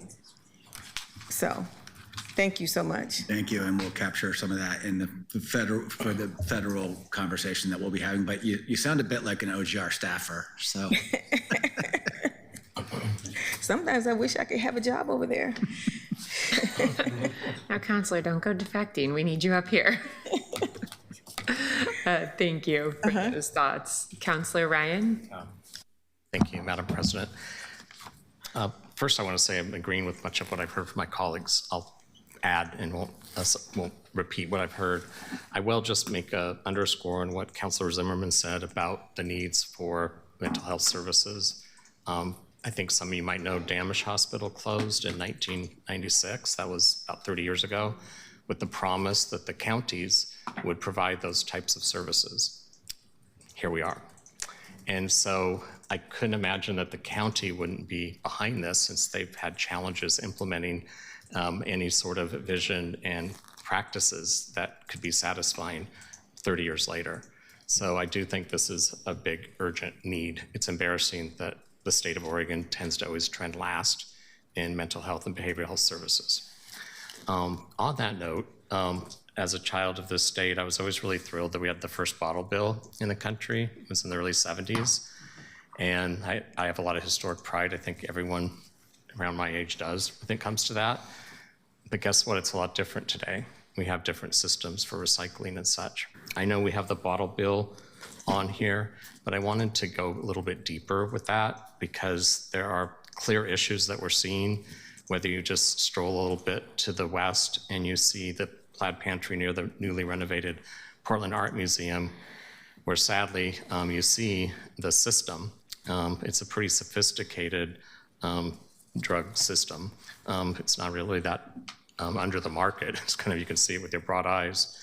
And so when Governor Kotek closed that system, that kiosk, if you will, Plaid Pantry, you didn't see the conditions that you see on the streets now. But those are back. And we all know about the bottle drop challenges. But there's something I've learned about in doing this constituent work that we get to do in this new form of government. So I spent an afternoon on the Beaumont Village, which is Upper Fremont. And what I learned is that if you're 3 miles away from a bottle drop, then you're required to have this kiosk that gives instant cash. And drug addicts need instant cash. The dealers know that instant cash is there. So back to the Plaid Pantry, they provide the goods and the open market is there. It's the #1 reason they're having storefront issues that include vandalism and break-ins in that area. If that was gone, that probably wouldn't be the case. I think all of us have this scenario in all of our neighborhoods. The Safeways and the Fred Meyers, they have a different system. You get to bring back the green bag and then it shows up in your account maybe a day later. When you're an addict, you want instant cash again, so you're not gonna go to that system, you're gonna return it to one of these kiosks. That's my way of saying I think this conversation needs to be daylighted, which I'm trying to do right now, and I hope that we can prioritize it because it's really impacting the livability of neighborhoods throughout the city. Thank you. Thank you. Thank you, Counselor.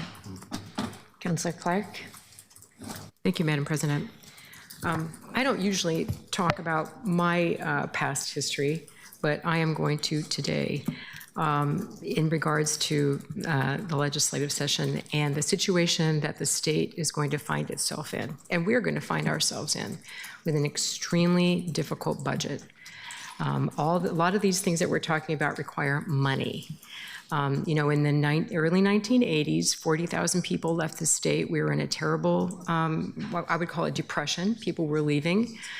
There was no money, and the lobby had to be incredibly creative to get anything done because there wasn't any money. So what I would suggest that we also look at things that don't cost money. And then we also, of course, rely on our partners at the League of Oregon Cities to carry some of this. But I think what Councilor Ryan just mentioned is something that doesn't necessarily require money. So regulatory reform, bottle bill reform, ethics reform, the creating a table for the CEI hub. It doesn't necessarily take any money, but the state has a huge responsibility there that they need to create that table. I'm sure there are other things that don't require money that would have an impact on us. SDC reform, for example. Now, maybe this is not a short session issue, but these are the kinds, I think we're going to have to be very creative because there isn't going to be money. Now I'm going to contradict myself. Even though there's no money, I do strongly believe that we need to be theatrical, if you will, and join together with the county, with regional governments, and to pick one big priority, and I think that would be a state hospital north. I absolutely agree with Councilor Zimmerman. From my previous experience as a local government lobbyist for the city of Salem under 3 mayors, a very contentious city council that couldn't necessarily agree with anything, we all agreed on one thing, and that was to decentralize the prison system. And that happened. But it took all the mayors of all the communities in the region, the counties, the city of Salem led that effort. I think that if we could pick one thing in this region, that's what it would be, and we could be successful. Okay, there may not be any money for it right away, but we need to make the point, and it's a huge point, and it's connected to everything else that we do here. Everything else that we hope to do. I know the mayor knows this with the homeless issue. It's related to our economy, our reputation. I think it's the most important thing we could do for ourselves. So I know I just contradicted myself about money. I think we also need to look at all those fundamental local government values around preemption, no mandates, maybe the ethics reform, other issues that the League of Oregon Cities can take the lead on. But I think there's lots of things we can do that would affect our community that don't require money. So I'll just leave it at that. Thank you, Counselor. I want to start by saying I agree with a lot of what has been said, including every single non-monetary item, Counselor Clark, that you just listed. Sam, I worked really hard to have a list of only 5 things, and I've added one in listening to my colleagues. I apologize. I also worked really hard to make sure I didn't have more than 3 that cost money. I think I stuck to that. The absolute #1 thing on my list is funding for behavioral health. I don't know that I am where my colleagues are yet on saying that advocating for an Oregon State Hospital North is the answer. I want to hear more about what you all are thinking there. But I do think that asking the state to invest in the actual infrastructure and service provision and related housing at all levels of that we need in our community. Things that provide more independence, things that provide more security. That funding has to be at the top of our list if we actually want to make a change here. And as some of my colleagues have said, the only way that we're going to get the other goals we have for our community met is if we make some changes there. I have been looking at it, though, as all levels, and so I think we'll need to have a conversation about where that funding goes and what that looks like. That's just a huge piece of what we need to be doing. I want to be clear that when I say advocate for funding for behavioral health, I do not mean creating a system that the city runs. I do not want this to be another thing that we take on, that we do, that is not within our normal book of work. I want us to be advocating that the state invest in the systems that the state and county run, that the state said they would invest in our community. What was that, 30 years ago? Something like that. I just want to be really clear about that point. The second thing on my list is the CEI hub. There is a lot there that costs money, but there is also a lot there that doesn't cost money. It felt like that stalled out last session. I don't think it will continue to move forward unless we continue as a community to say that it is absolutely critical. So I hope that that stays near the top of our list. Federal response is on my list. Some of my colleagues went into more detail about what that could look like, but I think we need to partner with the state to make sure that we are setting up our community to be able to provide the response that our community is asking for in light of the current federal administration's actions. Transportation funding is on my list, and my colleague in District 2 pointed out a big issue in our district, safety routes off of the peninsula. If we are not able to get a transportation package through now, then I think we have a bigger issue on our hands. I am hoping that that gets through in the next week or so, and that we can be focused on some smaller issues that need to follow along behind that. But I think we just continue to have transportation conversations that we need to have in our city, especially in District 2. The other thing I originally had on my list was that there were some investments in big projects that will spur economic development in our city or continue economic development in our city last session, but there were some things that were left on the table. The projects that the city is behind, like Broadway Corridor and Albina Vision Trust, but there are smaller projects on that list as well. And I think that we need to get together and say, for the city of Portland, what are the priorities there, and make sure that we have those on our list. The sixth thing that I added in listening to our colleagues, because I have thought that this needed to be a different path, but it could be that we could take a legislative path that doesn't cost money, is that Medicaid reimbursement piece. With the changes coming out of the federal administration and the budget cuts that the state is facing, we are going to have more and more people who don't have insurance on our streets. And we are going to figure out what to do and how to help them.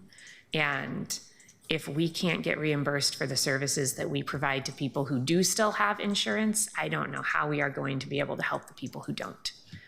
So this feels like it is an increasingly important issue at this point in time for us to be advocating for. There's a lot more I could talk about. There's a lot more I care about, but I want to try to stay focused right now. Colleagues, I believe everybody else in the queue has already spoken once, so I'm going to ask that for second times through on this question, we do a little bit of a lightning round so that we can get to Sam's other questions. But Sam, we do have a few people who'd like to add more. Councillor Quayama-Lane? Yes, thank you, Council President. I do feel heartened to see many places where I think we do overlap and share some goals here. I want to lift up the two that I formally submitted to you. I did put on the human trafficking legislation that centers victims, which is being sponsored by Representative Thuy Tran and Willie Choatson and a few others. And talking about places where maybe we don't always agree, I do want to also mention the legislation around warrantless surveillance, including drones and facial recognition. You know that this is something that I care about and have been tracking, the ACLU, other civil rights organizations. A whole bunch of my very fierce Japanese American aunties have been tracking this. They tracked it through the last session. The bill did not go through, and there's also wondering if it's going to be coming forward again in the short session. So I know that we were on different pages there, and want to make sure that that's something we connect about as council, along with the mayor's side too. Thank you. Thank you, Councillor. Councillor Green? Okay, lightning round, here we go. I wanted to really just echo what Councillor Clark had said in sort of saying we really do need to prioritize finding the things that don't cost any incur an accounting cost at least. I'll note that all the housing related ones, except for the capitalized, the revolving loan fund, don't have a direct new cost. And in fact, I think, and this is important, can be an engine for generating new revenue. Because if you can unlock the ability for the private sector to do development, then you've created revenue that we didn't need to come up with in the first place. So just wanted folks to have that extra emphasis on that piece there too. Thanks. Thank you, Counselor. Counselor Dunphy. Thank you. Sam, first I wanted to my colleagues emphasize I love the idea of Oregon State Hospital North and the Medicaid reimbursement components of it. I think they both complete the narrative that we are really all talking about. And I am very open to the tearing up the list and drama about that. That said, short of tearing up the list, I'm also very serious about starting the conversation about reforms to Measures 5 and 50. The compression that is happening on tax collection in East Portland, the way it's impacting school districts, specifically the Parkrose School District and their budget, it is having enormous consequences on some of the neediest students. And I think we need to start that conversation, knowing that it will not happen in this short session, but I think we really need to have that conversation. Transportation funding is absolutely important, but also specifically and explicitly a long-term plan for the I-205 bike path. This has become an enormous ongoing challenge that the city and ODOT have been playing ping pong with some really bad situations happening for neighbors, and it is a ODOT property. And so we've had limited abilities at certain times to be able to intervene and help with bad behavior in campers. And this is one that's probably also never going to happen, but I sure wish the state would collect the arts tax for us. So, thank you. Thank you, Counselor. Counselor Ryan. Thank you, Madam President. Ditto, Counselor Dunphy, on that last comment. To echo a bit of what I heard from Counselor Smith, I think that we need to really focus on economic development, jobs, and so I want to make sure we stay focused on that at this time. That's why I brought up the urgency of the drug crisis on our streets, which is having a direct impact on the deprivation we're experiencing. And on that note, I don't think arts should ever be off the menu. It should not be only in years that we have lots of money, but we have to be steady. And I applaud the leadership coming from Representative Nost down in Salem on this issue. And it's going to be what will bring downtown Portland back, is a vibrant arts community, an evening and weekend economy that's centered on that. Thanks. Thank you, Counselor. Counselor Canal. Thank you. Madam President, I think there were a couple things around sort of increasing criminalization or levels of a crime in the case of strangulation and hearsay trafficking that are on this list. And I'd love to get more information. I don't want to express an opinion for or against them in general. But I did want to just note that in the strangulation one, there is a piece here about asking the legislature to increase funding options for domestic violence and sexual assault nonprofit and government programs. And regardless of what happens with the rest of that topic, I think that's an important thing to support. And I think that'll be supportive of a lot of the other efforts we do around the city. Thanks. Thank you, Counselor. Sam, I believe that completes our feedback on the state agenda. Okay. Well, I appreciate that, and we will be. Is your hand back up, Counselor? Oh, I thought we were just going down the way. I thought we were just going around. I do have it wasn't up. I thought we were just going down the. Did you have one other thing to add on state? So I'm trying to get a better understanding. What is the base operating budget of the state legislature? Because everything above that amount is the amount that goes to other places or back into the state. So I'm trying to figure out what is their operating budget, their base operating budget. Is it 28, 32? Well, like they get up into the 35 million, total budget. I think, what we can do is get back to you. Because I'm trying to figure out, because their base, depending on, so what I'm looking for, what's the difference between the base and what they have to spend right now? Because it was in the paper that they have 378 million that they have to, or 75 million that they have to reconcile. And so I'm trying to see if that is $375 million out of their operating budget, because when they also do the lottery Christmas tree bill, it's what they have left over after they get finished paying for their operating budget. So I'm trying to figure what is now their new operating budget. We'll have to. Because we're asking for a lot of stuff. Not only are we asking, every city in this state is asking the legislature for something. And so I still want to be realistic what our goals are. I mean, we have this mega multi-page thing that's not going to get all. I mean, if we just look at what happened, the previous year, let's go 2 previous years, because last year doesn't count. 2 previous year, what did we actually get for the city of Portland? How much in millions or hundreds of thousands? We were over, in terms of value of dollars either saved from unfunded mandates or dollars coming in, I can say roughly we were over $100 million, but I don't know. But I mean, direct to the city. Those. So what I'm trying to say is that we all got 13 different ideas about what to do, and except Eric, he wants to do this one big thing. And I don't know how much that costs, but then that is going to be another cost that's put on the state and the counties. So I'm saying, what did we actually get for the city of Portland? Not things that we said, oh yeah, that's a priority for us, but that we fund that goes into our coffers. Well, I think that's part of the process that we have to go through. Right now, everything on the wish list is getting put on the table. And then we have to have conversation and deliberation with you all about what are the strategies that will get us the most in terms of outcomes and results for the city.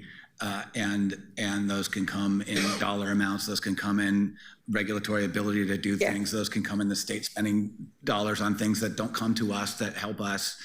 I think what we would do is recognize the short session has these significant limitations. They are going to be in a place where they're, however you slice and dice it, they're cutting $370 million worth of work.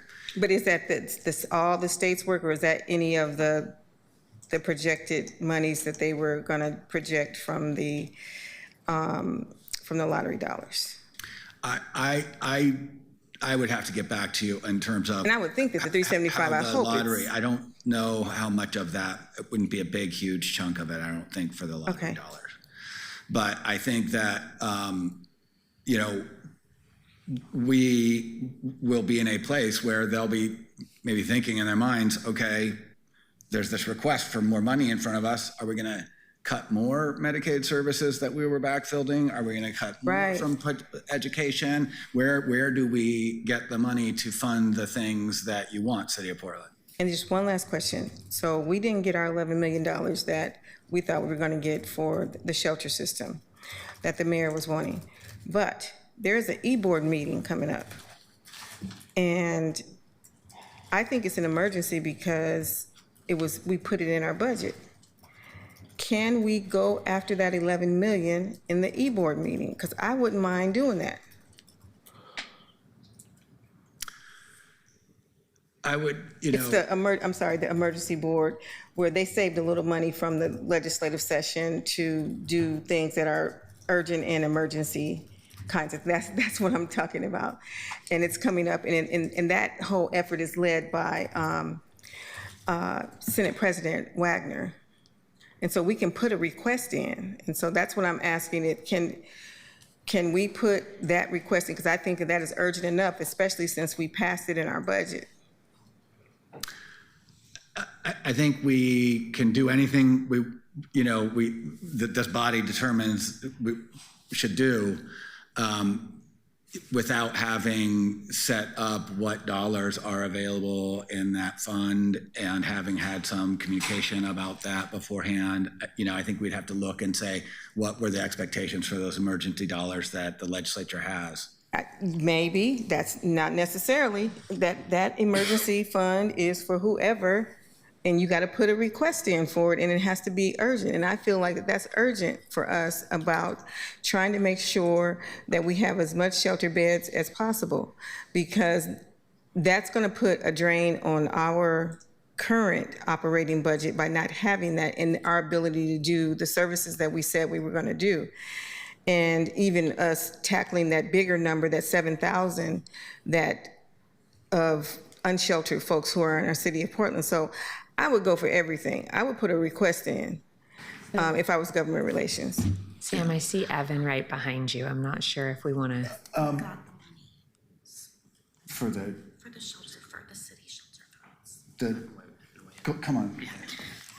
Sorry. Hi, Evan Mitchell, State Relations Manager with the Office of Government Relations. I just wanted to make sure that we're being really clear about what money we did and didn't get. We got those shelter dollars. So the mayor, we requested shelter dollars through the OHCS, the state agency budget. We got a portion of those to fund Portland Solutions, existing programs. Those dollars are coming slower than we expected, but they're coming. What we didn't get was the other portion of the ask that the mayor put forward when he started out. And so we did get some of those funds. But we're short 11 million. Okay, so we'll definitely talk about the emergency fund as an option and get back to you about that. Okay. And I would say what we want to do on issues like that, which is that's where collectively we want to look at those evaluation criteria and say, hey, where are we in terms of all of these, and then do that hard work internally to say, are we aligned on doing some kind of ask to the emergency board? Have we looked at and evaluated it sufficiently that we feel good about collectively moving in that direction? That's right or wrong. That's how we would process something like that. And I think that's part of what we're going to talk about in the collective agreement conversation that we have coming up, is how do we handle those kinds of scenarios? You know, here's a good idea. How do we vet and determine that this is what the city wants to do? Sam, I think you just brought up the exact right point there, which is that not the next thing on our agenda, but the item after that is how we all operate together with OGR, with the administration, with the mayor. And I think this will be a test of that. Right, bring that forward, let that be a test of it. But let's make sure we get to that part of the discussion as well. So why don't we move into the federal conversation? And Sam, I'm cognizant of the fact that you asked for about 45 minutes. We probably need a little more than that for the final agenda item that we were just starting to touch on. So we'll need to move through the federal priorities discussion in about 20 minutes here. Okay, and what I would say is that we are handling the federal conversation a little bit differently here. We don't have a short session, deadline coming up and bill filings and those kinds of things. So what we have shared with you is the existing federal agenda that we've been working on. We feel like it's, and again, right or wrong, we want to have this conversation. We feel like it's been sufficient in helping guide our team to do the work that they've been doing to this point. And so would ask, the questions that we have for you are really focused on what can we be, what else should we be working on? What information do you have that we should be making sure that we're tracking? And, is the approach that we are taking with the federal administration and federal government, is it going in the right direction? Thank you, Sam. Councilor Zimmerman, do you want to kick this off? Yeah, thanks. Sam, I appreciate that. I have reviewed the federal agenda, and thanks, Dan, for being here too.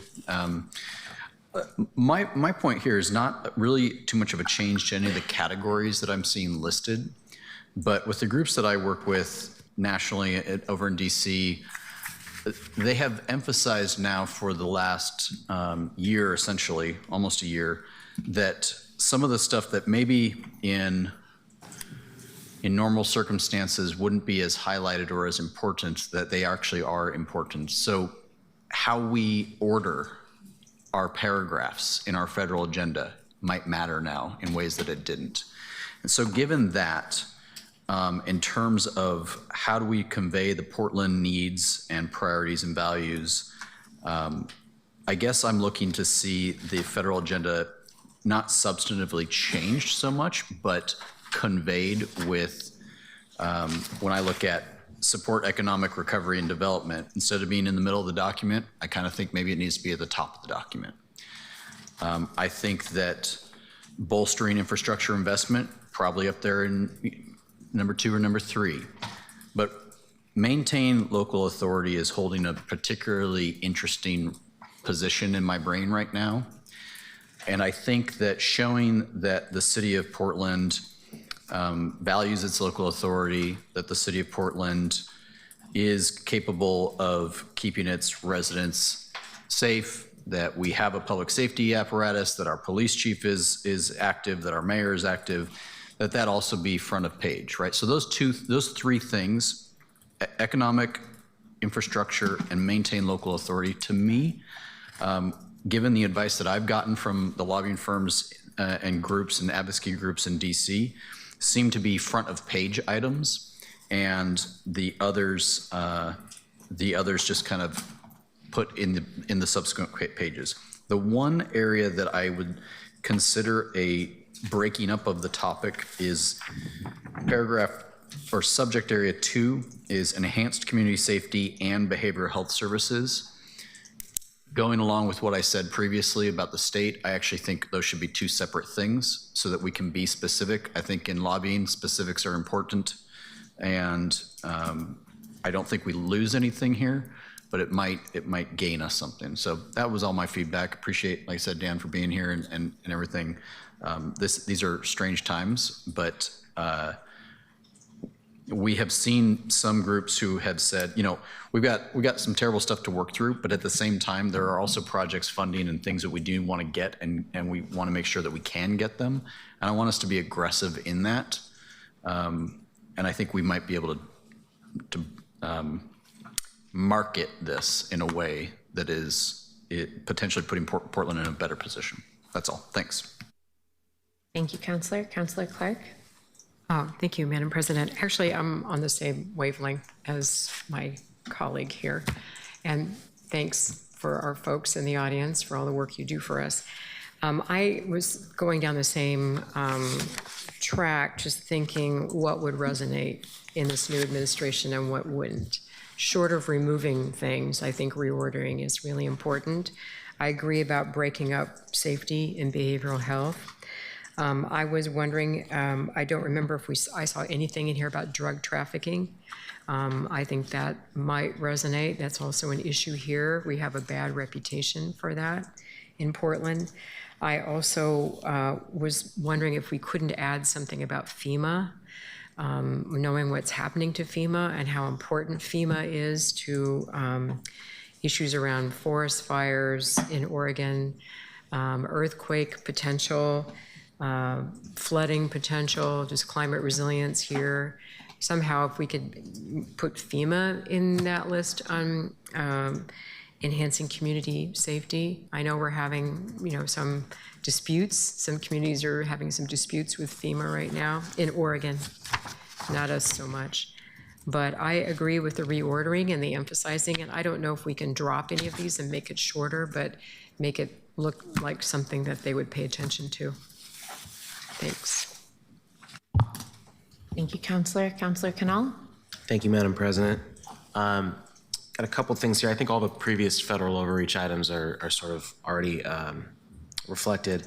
One I mentioned emergency preparedness too. I agree with everything Councillor Clark said, so I won't repeat it.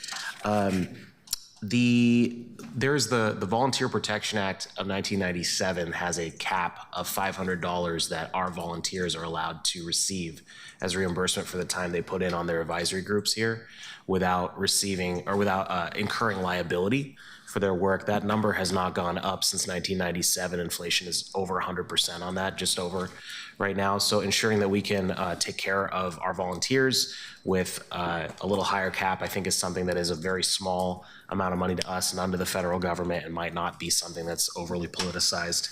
Obviously, on the more higher money front, it's been mentioned before, but the Interstate Bridge Replacement, the Albina Vision Trust, I'm sure you're already advocating for all of that, and that's something that just, prioritize. Obviously, I'm not saying in the document necessarily, but how you go about it. I think that's already what's happening, but I don't disagree with the comments on ordering it to ensure that the reader gets what we'd like them to get. The other things I'd mention all are in the broader criminal justice reform and civil rights component. The city accepted a recommendation from the Portland Committee on Community Engaged Policing. Mayor Wheeler accepted a recommendation to advocate for an end to federal qualified immunity. And that hasn't been in the agenda explicitly, but it's something the city has already agreed to a couple years back. And there's a few other items in there as well around civil asset forfeiture, ending that practice, that I think are worth pursuing as a part of a proactive approach to saying we need to be expanding the protection of civil rights as much as we can. So I'll leave it at that. Thanks. Thank you, Councilor. Councilor Smith, go right ahead. Thank you. Thank you, Council President. Thank you again. I'm going to go back to what I said before. I still believe this. I'm not clear on what we got last year from our federal requests. Appropriations? Yep. So we've got quite a few dollars that did come in, and then other things that, and we can share that list. Can you share what we got? So I don't want to just make requests just to make requests and give you requests, because I can look at them and tell which ones are likely to go based on what we've gotten before. And in this new climate, us requesting and telling, we got to look at in our delegation, who are the ranking members in our delegation?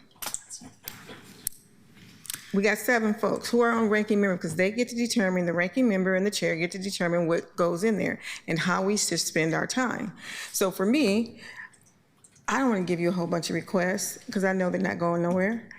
I'm not saying that you won't try, but I'm just saying we're not going to get them. So I don't want to go through this whole big old exercise. I just want to see what we got last year. What committees did they come out of, and how did we fare? Because I need to know how we fared last year before I give you some more, because we have the same people in leadership. Yeah, I mean, I can share with you that, overall, the city, we do a lot of communication with the delegation and identifying those priorities and those grant earmarks that will be successful, and we've punched above our weight in past years. I don't want to promise that we will continue to do that. We don't always have control over that, but I would say having a strategy that is going to get as much resource as we can out of the federal government, as much authority as we can, as many of the priorities, that is what we absolutely our objective, and trying to find the best ways to do that. And I think the things you're saying are absolutely critical, and I think those are very much on the minds of our staff as well. I'll see if Jack wants to add anything. Is this on? All right. Hey there, Jack Arriaga, Federal Relations Manager. So, first of all, years get a little complicated when we're talking about the federal fiscal year. So Sam's correct that about a year and a half ago, when the fiscal year 24 bill passed, the city of Portland got a number of earmarks. I think we fared probably better than most or any other Biden administration. Public partner. However, in this past year for fiscal year 25, Congress actually was unable to reach a bipartisan, omnibus agreement. They passed a full year continuing resolution that maintained flat funding, and so no entity in the country got any earmarks. So there were 0 earmarks for anyone in the country in this past round of fiscal year. Except for the big, beautiful bill. And that's what I'm saying. I know we didn't have that, and I appreciate that. And that's why I'm saying I can't tell based on the 24, because that was the Biden administration. And there was different leadership that were in charge. We were in charge. Our delegation had chairmanships. We don't have none anymore in the Portland area. But we do have some ranking members. And so I just want to cut to the chase on it and not have us do a big old exercise when we know likely of what's going to happen. We just need to figure out which those three that we going to go for.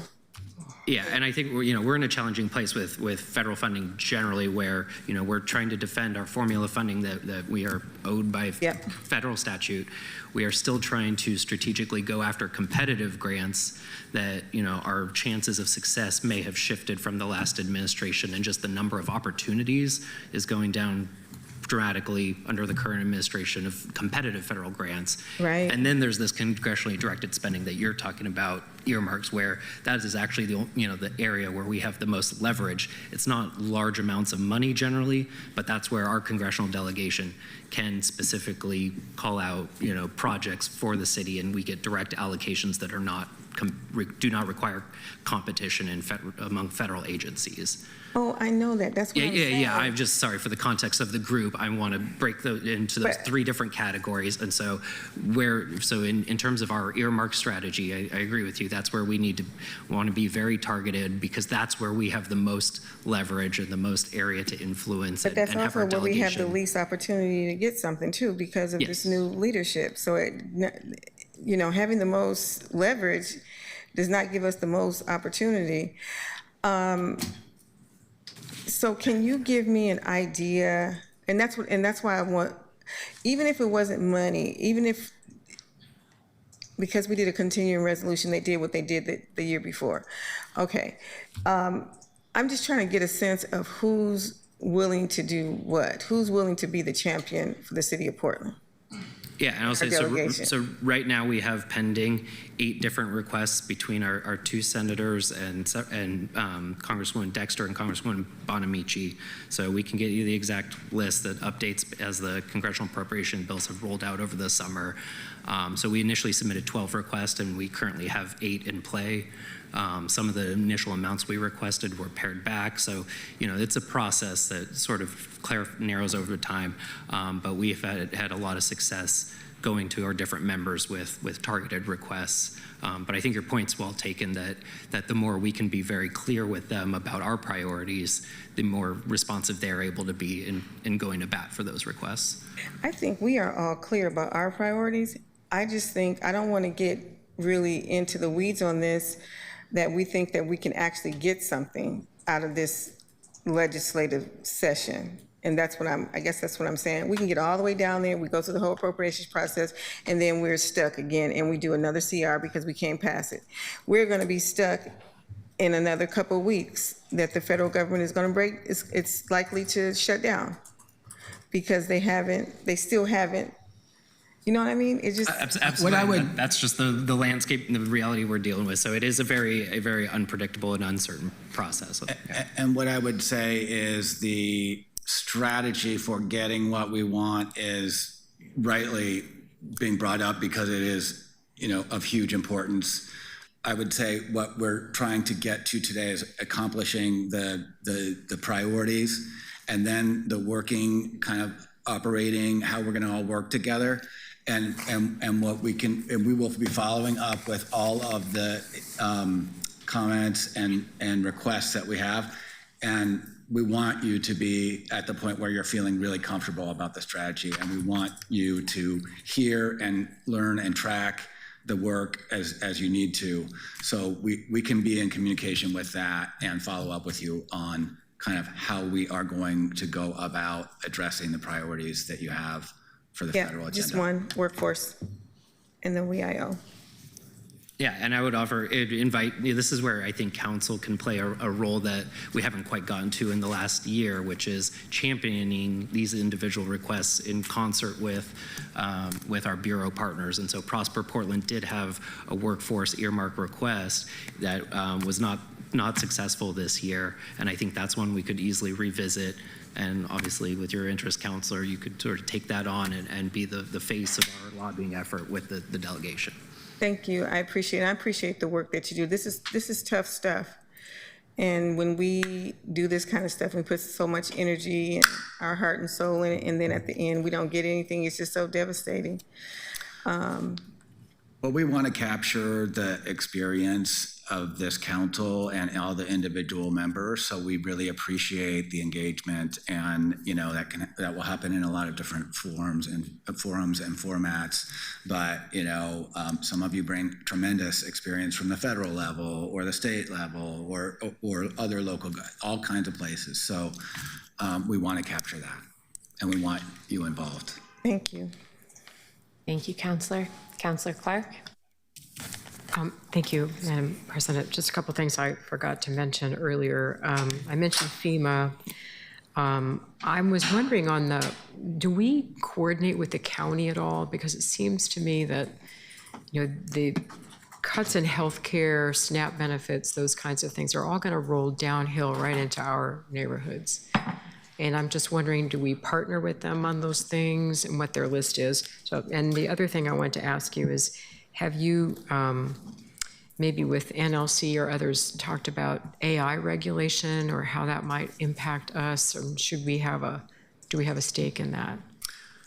What I would say is we will make sure that we're assessing what kind of AI conversations we have had and where that is. I would say with the county, we regularly connect with the county to see where we align on our agendas, both at the state and federal.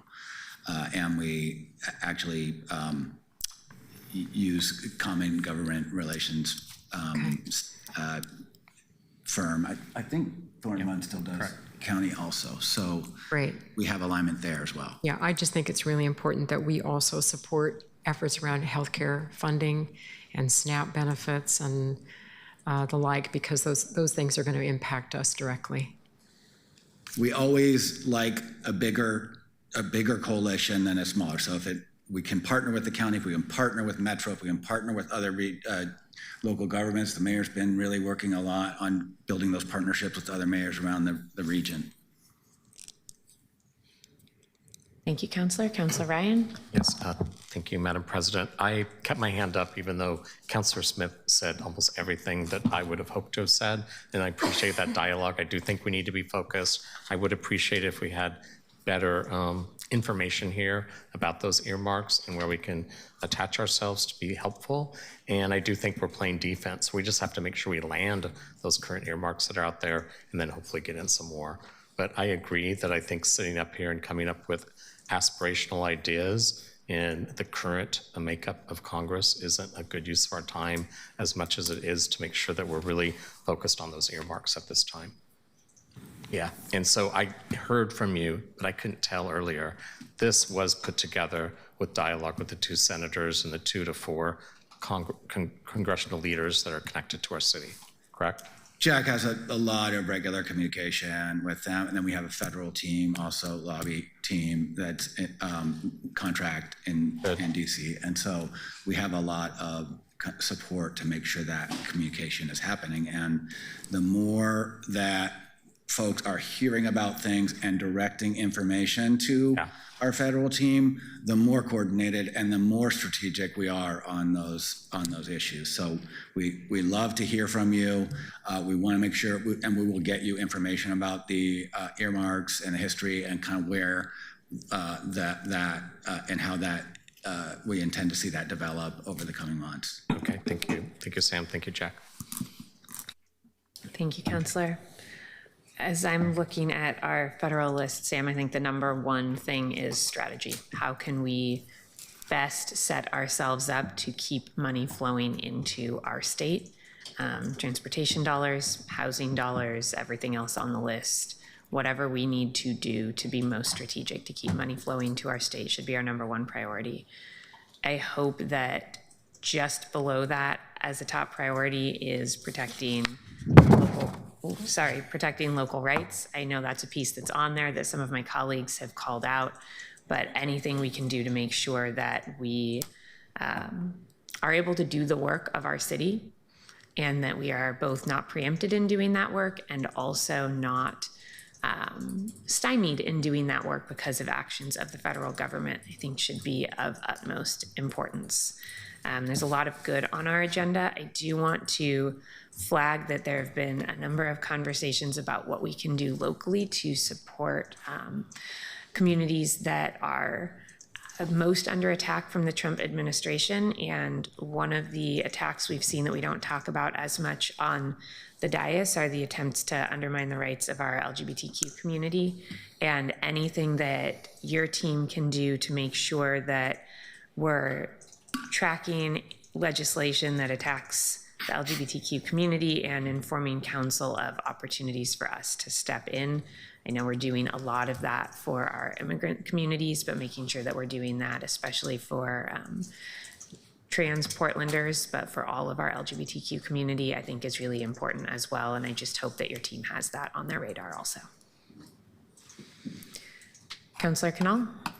Thanks, Madam President. I agree with all of that. And I'll just mention that second paragraph of the enhanced community safety section, and behavioral health is really vital, and just wanted to make sure that that doesn't change, because there's a lot of really important things in there. In particular, that 911 telecommunicators dispatches designation would be really important, I think, for the long term. Thanks. Thank you, Councillor.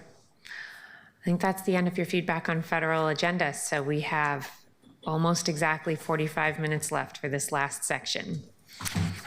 You are a master facilitator. I think we had only scheduled part of the time that we had, so I wouldn't go that far. Okay, I will open this up with a few comments, and then hopefully we can just jump into the next set of questions that we have for you. Government relations is about building and managing relationships to influence decisions that affect Portland's ability to serve our residents. This includes advocacy, conveying the city's needs to lawmakers and decision makers, monitoring, tracking new laws and regulations, lobbying, influencing outcomes that support Portland's needs and priorities. As you've heard us say many times, a unified voice is essential. Collective action across council, mayor, administration, and bureaus positions us for the best, puts us in the best position we can be for success. I want to again share that we don't set the policy. We're a process, advocacy, lobbying, strategic experts charged with advancing the city's collective agenda. That's what we're wanting to represent. We want to represent your agenda, the municipal government of Portland's agenda, and we are often asking to clarify and get even more clear direction and guidance from the city. Sometimes that means we're offering strategic advice that might differ from individuals or bureaus, and we it's not uncommon for us to be in a place where we're providing some strategic advice or input that maybe isn't exactly what folks want to hear. We are not enforcers, we're not decision makers on it, but we do feel it's very important for us to be sharing strategic advice and information, even if it's maybe not what's wanted in those forums or those times. And so we appreciate, I feel like we've been really able to have very frank, direct conversations with the council, and really appreciate that you have been open that way. Collaborative decision-making can be messy.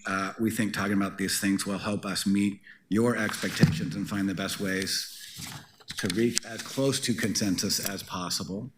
Even though it isn't always possible, we think consensus, as in everyone can live with the outcome, not that everyone supports every piece of the work, is the best positioning we can be in.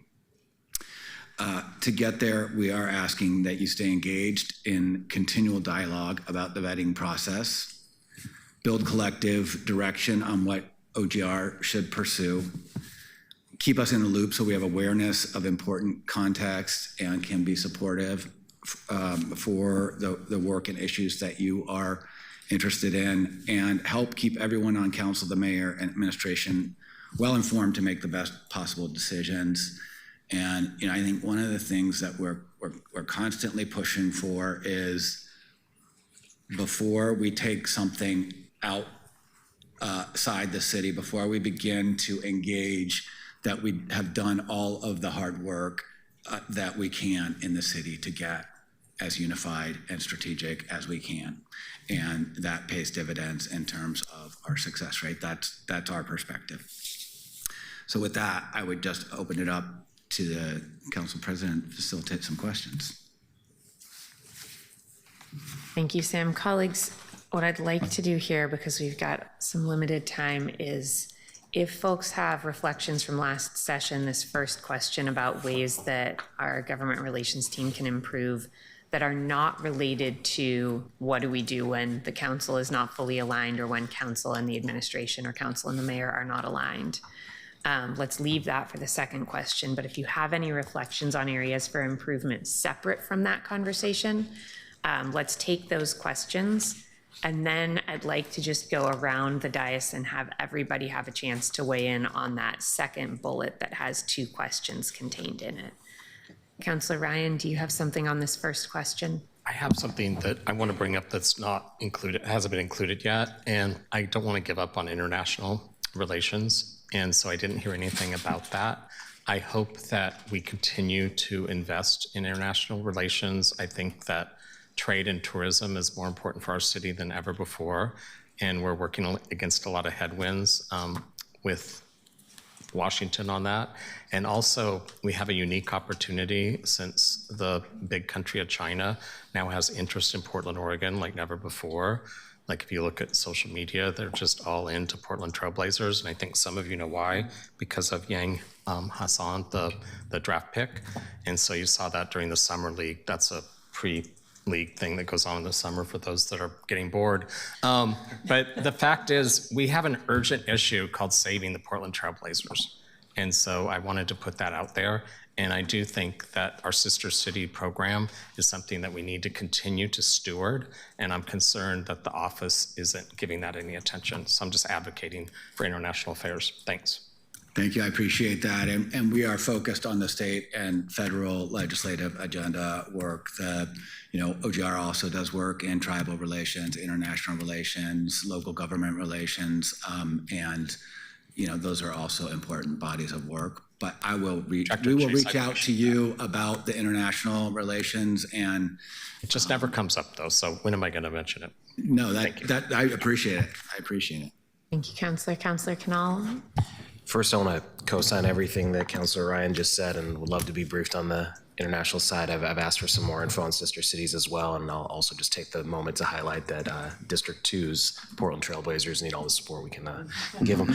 I think I'm going to split a single issue into 2 parts here to reflect the Council President's guidance there. I think the updates to the spreadsheets are really helpful to know when the city is in the process of applying the agenda to a bill or a proposal that is not was not originally anticipated. We had a situation where a item was marked as placeholder in a spreadsheet, and just making sure that those updates, when that moved out of the placeholder category, and this is the category was where the city stands on it, and it was I think a 1 to 6 range, and 7 was placeholder, meaning it was going to get updated later, totally fair, but just making sure that communication comes earlier. And the other thing I'd mention related to that is keeping in line with the way we do committees, which may change, of course, from now until the session, updating not only the council president, but also the co-chairs or chair of the relevant committee. If it's housing or something, goes to that committee as well as, of course, the council president and the mayor. Thanks. Thank you, and we may follow up with you to just dig a little deeper on making sure that we're getting that information right.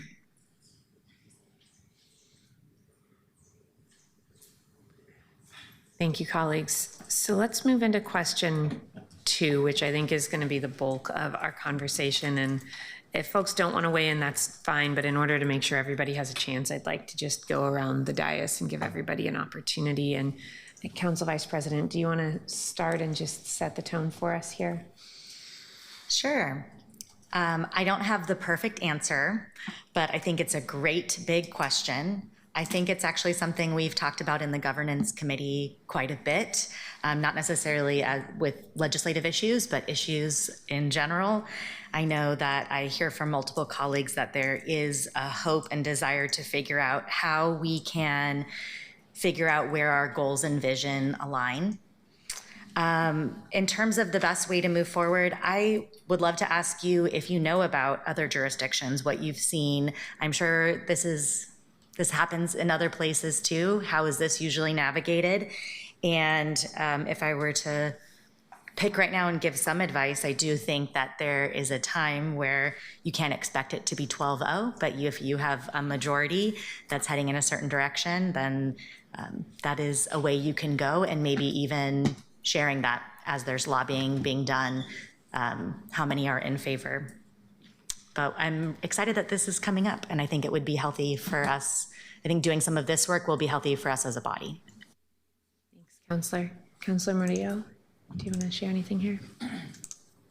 Not really. I mean, I think we're going to have to probably do whatever the majority of council thinks is appropriate, but I also think that I don't want to jump into the last question about council members weighing in when the council as a whole doesn't have a position, but our districts are very unique, and we also represent very different constituencies within those districts. Like, I'll be frank, in District 3, there's a Palestine flag in almost every window. There's Palestine flags in buildings and things. So if I were representing my own district, I would do it differently than representing council as a whole. So that's just a question that I'm wrestling with. But my constituents are expecting me to speak up on certain issues in ways that other councilors are maybe not being asked to. Thank you, Councillor. Councillor Novick? The only thought I have is that I think that if you do a straw poll and only a bare majority of us plus the mayor support something, if it's 7-5, I think it's probably best not to make that a city position. I would want it to be at least 8-4, because I would think that if people in Salem knew that we were that closely divided, it might undermine our credibility. Thank you, Councillor. Councillor Clark? Well, I agree with you. I think it would undermine our credibility. I think that, and that's a note I wrote in the margin here, is we lose credibility if we share the division or if we pursue something where we are divided. It just negates our efforts, unfortunately. Do you want us to answer the last question too? Are we doing the whole thing? You know, I think some folks skipped the last question, but if it relates to your answer to this question, I'll just say that if there's a council member that feels strongly that they need to go to Salem and weigh in on something, that it's really important that they declare that they're acting independently and they're not representing the city council. I mean, that's absolutely bottom line. But I do think that if we don't show a united front, that we just lose credibility and we should just walk away from the issue. Thank you. Councillor Green? Echo what everyone has said so far. It's self-defeating to try to pursue something on a slim majority, speaking with this voice. That being said, there's a lot that we've talked about today that I think we have some pretty good consensus positions on. So that's a good indicator right there. I think, I have testified in favor of things just by saying, for the record, this is the voice from my own independent office. This doesn't speak for the council as a whole. I think we all can do that. I think that's just fine. That's it for me. Thank you, Councillor. Councillor Zimmerman? I'm going to probably also touch a little bit on the first part. I think that Portland and what we're asking for has the ability to work with legislators more deeply who are outside of the city limits too. I just think that that's an area that I have felt we've gone a little bit nose up about in the past, we, collective we, not any one of us individually, but I think it's going to take that broad alignment to get what we need out of it. So in terms of addressing when things are, I think the points have been made about what's the right number, et cetera, et cetera. I think that's a tough call. I also recognize that there are times in the moment that something has to be conveyed. And I think your staff is well positioned to make a good judgment call. And that when you've got a few people who I think are really important to touch base with on that judgment call. The mayor and the council president hold particular positions in this government that when something hasn't had the time to have a full conversation or be added to an agenda, but there has to be a judgment call, I want to offer that space up as well as something that I'm quite comfortable with, knowing that it will be messy at some point. But I think that's the point of citywide leadership positions. I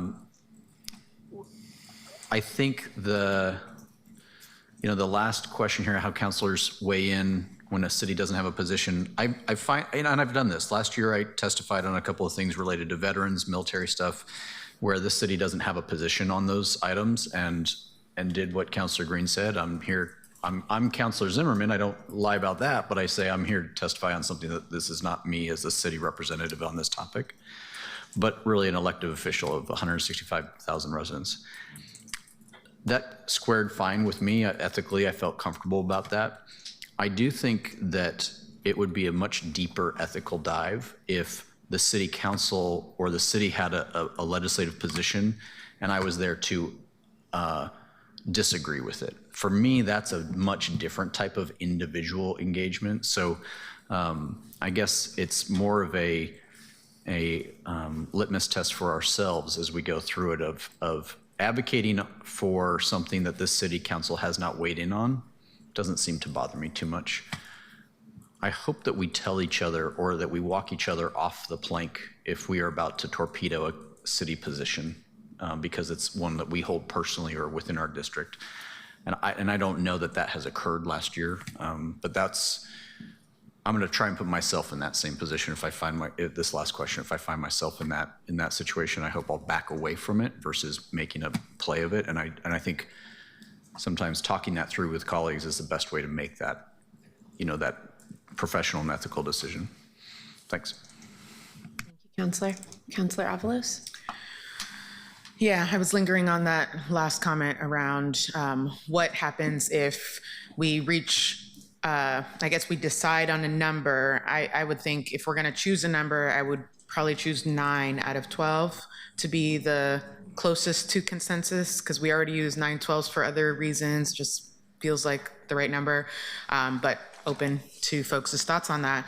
But yeah, in a scenario where it is a 9/12s, for example, but then somebody feels very strongly about being on the opposite side of that position, I guess, I don't know, has that happened before in your knowledge, or can I ask you that real quick? Have you seen that happen before? I think we've had some places where we have not had, where we've identified, hey, there's not alignment here with the city. And I think our approach has been to say, hey, let's step back on that issue. Let's pull back and let's see if there is a place that we can get to, that we can land and kind of do the hard work internally, come back together and see if there is a place to get to. That's I think, kind of the way that's sort of the existing thinking for us.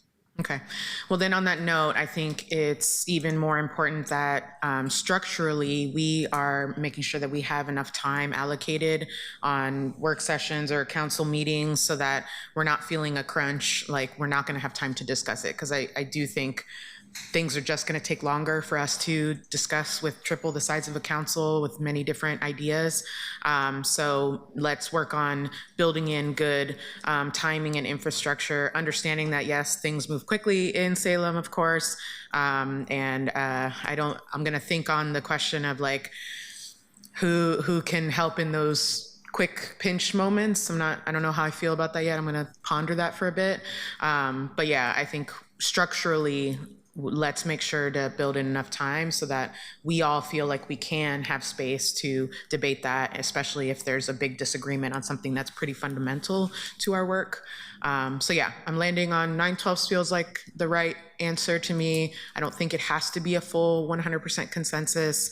And I'll continue to ponder what it might look like to have a different opinion than 9 of my colleagues. I don't necessarily foresee that happening. And I feel like, we should all definitely use our judgment to look at the greater good in those scenarios so that we're not picking petty fights in public, especially because, as we know, a united front helps us get our agenda accomplished in Salem. But I'll keep pondering that. Thanks. Counselor Dunphy? Yeah, couple of thoughts immediately. First, I don't think consensus is the goal, but I also think that some of the principles of sociocracy could be helpful here, where we have some very clear defined values as a city and some clear overarching goals of issues we're trying to address. So within that framework, identifying that, we are moving in a direction as a city, we all are, housing, addressing the homelessness crisis, addressing behavioral health, addressing transportation infrastructure, all of these things are clear and some of the details don't necessarily matter. But for my colleagues, if there is something that 9/12 of you are dead set for, but it, for whatever reason, betrays all of my personal values, I think that that's a problem that we should have in this setting, not out there. And I think we need to make space for that, for people to be able to say, I'm sorry, this is a hard line in the sand for me that betrays values because of previously agreed upon values that we already share. Beyond that, I don't think it's agreement. It's just, is there a real reason why you cannot get behind this? And otherwise you shut your mouth. And if I'm on the losing side of it, I'm on the losing side of it, and I'm not going to go undercut the values of what this city is trying to accomplish. I think that also, though, retaining the right to, I submitted testimony on 3 bills that there's no situation where the city would ever have an opinion on last year, around arts funding, around tax credits for the film industry, and around flavored tobacco. Those are not things we should spend our time worrying about, but I still want to be able to go down and do that. So I think that as we are getting closer, I think we do have a responsibility to the whole, the body, and we need to make sure that we are taking that responsibility seriously, because otherwise we could be underdoing it. And I think each of us need to be sensitive to when a colleague is saying absolutely not, that we take that seriously, even if the vast majority of us agree in the other direction. So. Counselor Smith, did you want to add anything? Yeah, I just wanted to add, I do agree with Councilor Avalos about the 9/12s, that it should be 9/12s, since that is something that we're already using a metrics. That would be good. Thank you. Thank you, Counselor. Counselor Canal? Thank you. First, I'll go to the last question and say I think what Councilor Zimmerman said makes perfect sense to me. We should have some sort of, not exact words necessarily, but boilerplate sort of, I'm a counselor, represent this district in Portland, but I'm here speaking on behalf of my office. I think Councilor Green reflected that too. I think that's the easier one. To the other one, I think the degree to which we're able to come together ahead of time, I think the goal, and I strongly agree with my D1 colleagues about creating the space and time to have these conversations. But I actually think your argument about consensus, given the definition you said, Director Chase, makes sense. And I believe you said everyone can live with the outcome, not that everyone supports every piece of the work. And this relates to what Councilor Dunphy brought up too, where it is about, is this something I just don't think is a good idea? Or is this something that's not only a deeply held belief, but also something where we've expressed it before in some sort of agreement? And this came up this year. I want to flag that. This came up with a bill about allowing warrantless drone usage and surveillance. And it's complicated because this year's process was different. It wasn't something that council had weighed in on. So that's a slightly different situation. And I think we're going to have some grace in that, because we may have a situation in several years at any given odd numbered year where the legislative agenda was decided upon and a new counselor might come in as the session is in existence. after an agenda has already been reached. So we may need to have some grace around this and some ongoing conversations, because maybe you ran because you were against the policies of the old council. The old council sets a legislative agenda that you're against. And now you're in office, but you're also an advocate. That's the reason you ran. And I think that's a challenge that could happen at any time to up to 6 of us. You know, I don't see necessarily 2 districts turning over completely, but that's a process question we're going to have to navigate as a council. And I think we can talk about that more as we get into next year's. But for the purpose of this, I think having a vote is helpful, and having that high threshold, but also making space for someone to say, hey, this is something that's about the application of a value we've established together and my deeply held belief. And so getting back to your definition, Director Chase, everyone can live with the outcome, not that everyone supports every piece of the work, I think is a really valuable standard.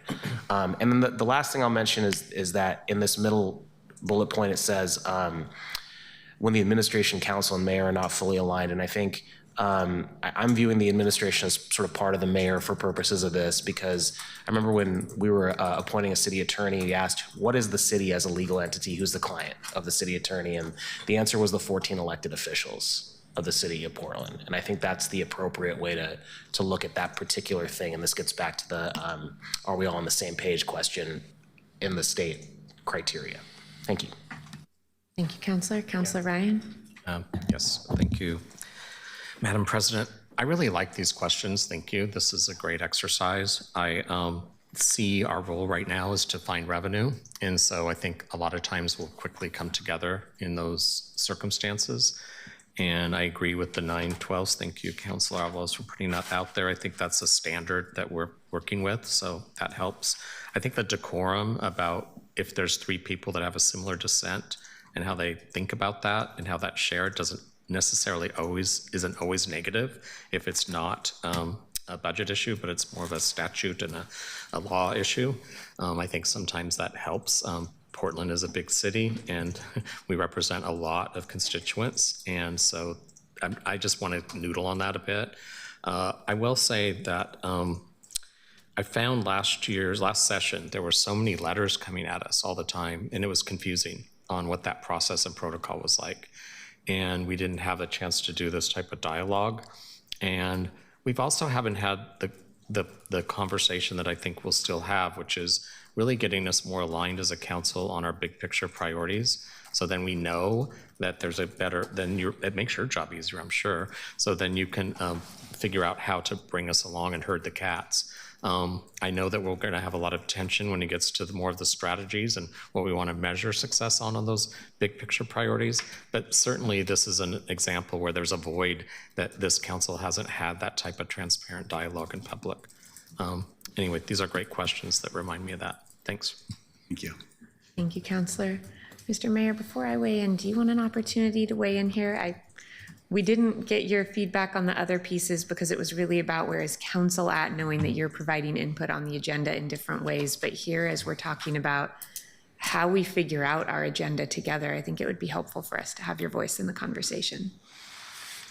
Let me ask a process question. First of all, Sam, Jack, Evan, Niels, it's a pleasure working with you over this last long session, and I think you know my commitment to helping you out. I think I was down there every 2 weeks to represent what our agenda was at the time that the commissioner had set forward and we had accepted as a councilor, and I thought we did well considering it was a difficult, challenging time, so thank you for your efforts. Subject matter expert in transportation, and I'm getting calls from legislators and elected officials to help craft bills and to bring legislative concepts that are not on this agenda. They're asking me to participate and to help. Where does that come in as far as an individual? In this case, certainly the mayor, but I've been working on certain legislative concepts and bills for many, many years. How does that square? So, you know, I will say how I might handle that, and that is up for debate, literally. And that is that, you know, as mayor, if you are weighing in and representing and clearly representing your own perspectives, then I think that sounds in line to me with independent council members going and advocating for their issues and needs. I think being clear that it is your participation as an individual elected is that part of it. I think what I would encourage is that wherever we can, we're putting those issues on the table and getting feedback from the larger city body, which means getting feedback from council, getting feedback from subject matter experts at the city that, we expect are representing the policies that are set by our electeds. And so we would just encourage that, collaboration as much as possible. The broader, on any issue, we're generally always wanting the more the merrier, and it might be the more at the city that are tracking and knowledgeable about a given issue, the more within our region other local governments are participating and supporting a position. We like, more. Yeah. So if that's helpful. Yeah, thank you. First thing I'd hope that we could perhaps gain funding for is heating in chambers. First item, that's a personal item there.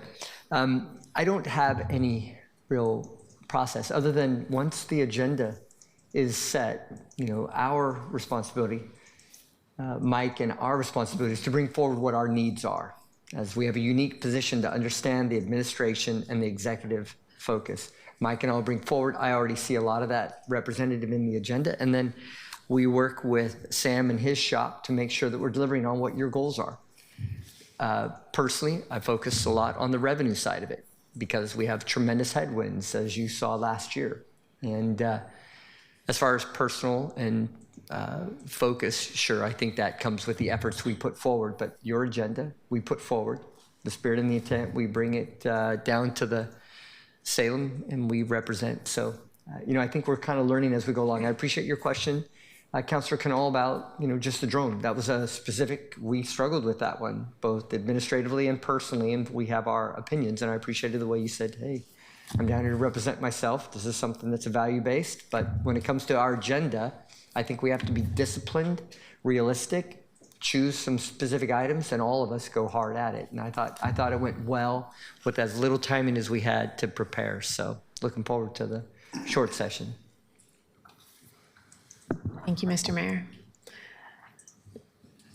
Sam, I think there's a couple of things as I have mulled over these questions that I want to add. I do think that we need to figure out the right space, the right number. Is it 9? Is the number variable depending on if it's something that our bureaus are saying would be really helpful to do the work of the city versus something that an individual brings forward saying this is part of my agenda? Does that change the number of counselors that we need on board? Do we count the mayor in that 9, or do we count the mayor separately? How are we thinking about getting everybody on the same page? And I think we have a little bit of work to do there, but I do think that it is something that is a supermajority. I also think it's something where no single individual has it if the bulk of their colleagues are on board. And I think that's important for credibility, which some of my colleagues brought up. If we don't have a supermajority, we're going to lose credibility on our agenda. On the other hand, if we give any individual a veto, I think we lose credibility in bringing forward the needs of the city as well. I think it's important that none of us ever oppose the city's agenda. I think that's the case for counselors, but I also hope that that's the case for anybody within the administration and the mayor as well. I think that it's different to weigh in on something where the city does not have a position than to weigh in opposition to the official city position. I don't think anybody up here or anybody who is in a high-level position at the city should ever be opposing something on the city agenda. I think that transparency matters. So to that last question, what do you do if you're weighing in on something the city doesn't have a position on? I think the transparency of sharing that, Sam, with your team matters, so that we can catch places where people might be on opposite sides of something and have those important discussions. I also think that that transparency helps you with the next piece I wrote down, which is we need to trust you and your team's judgment. use leadership, certainly the mayor, the council president, the chairs of committees. Be willing to take that mea culpa if we weigh in on something and then find out that we have split positions and need to back up and catch those things quickly. That's where the transparency matters. I also appreciate that folks have pointed out that there's a difference between somebody not liking something or not really caring about it and somebody actively opposing it. And while I don't think anybody should get a veto, I do think that if we have a group of 3 counselors who don't really care versus a group of 3 counselors who are adamantly opposed, that we as their colleagues need to think carefully about how that changes whether we put something on the agenda or not. I also think that we should have boilerplate language. Somebody said maybe we need this, but I would actively ask that we have boilerplate language from you on what we say when we weigh in on something that is not on the city agenda. I know that some of my colleagues have said I'm weighing in as an individual counselor representing my district, but we have 3 people who represent a district, and I have a lot of things I agree with my 2 colleagues here on, but I have things individually that I disagree with them both on. And I think we may need boilerplate language that says, I am a counselor from this district in the city of Portland. I am here today on my own advocating on this issue, as opposed to on behalf of my district. If all 3 of you in a district agree, perhaps that looks different, but I do think that we need some language to make sure that we are being consistent so that legislators don't read inconsistencies as meaningful. I think that's the bulk of what I had written down. So colleagues, I think we have maybe 3 or 4 minutes to take any additional questions and comments, and I want to save Sam about 5 minutes at the end to wrap up. Councilor Novick, you have your hand up. Yeah, Madam President, I have to say that I worry a little bit about saying nobody should ever oppose the city's agenda.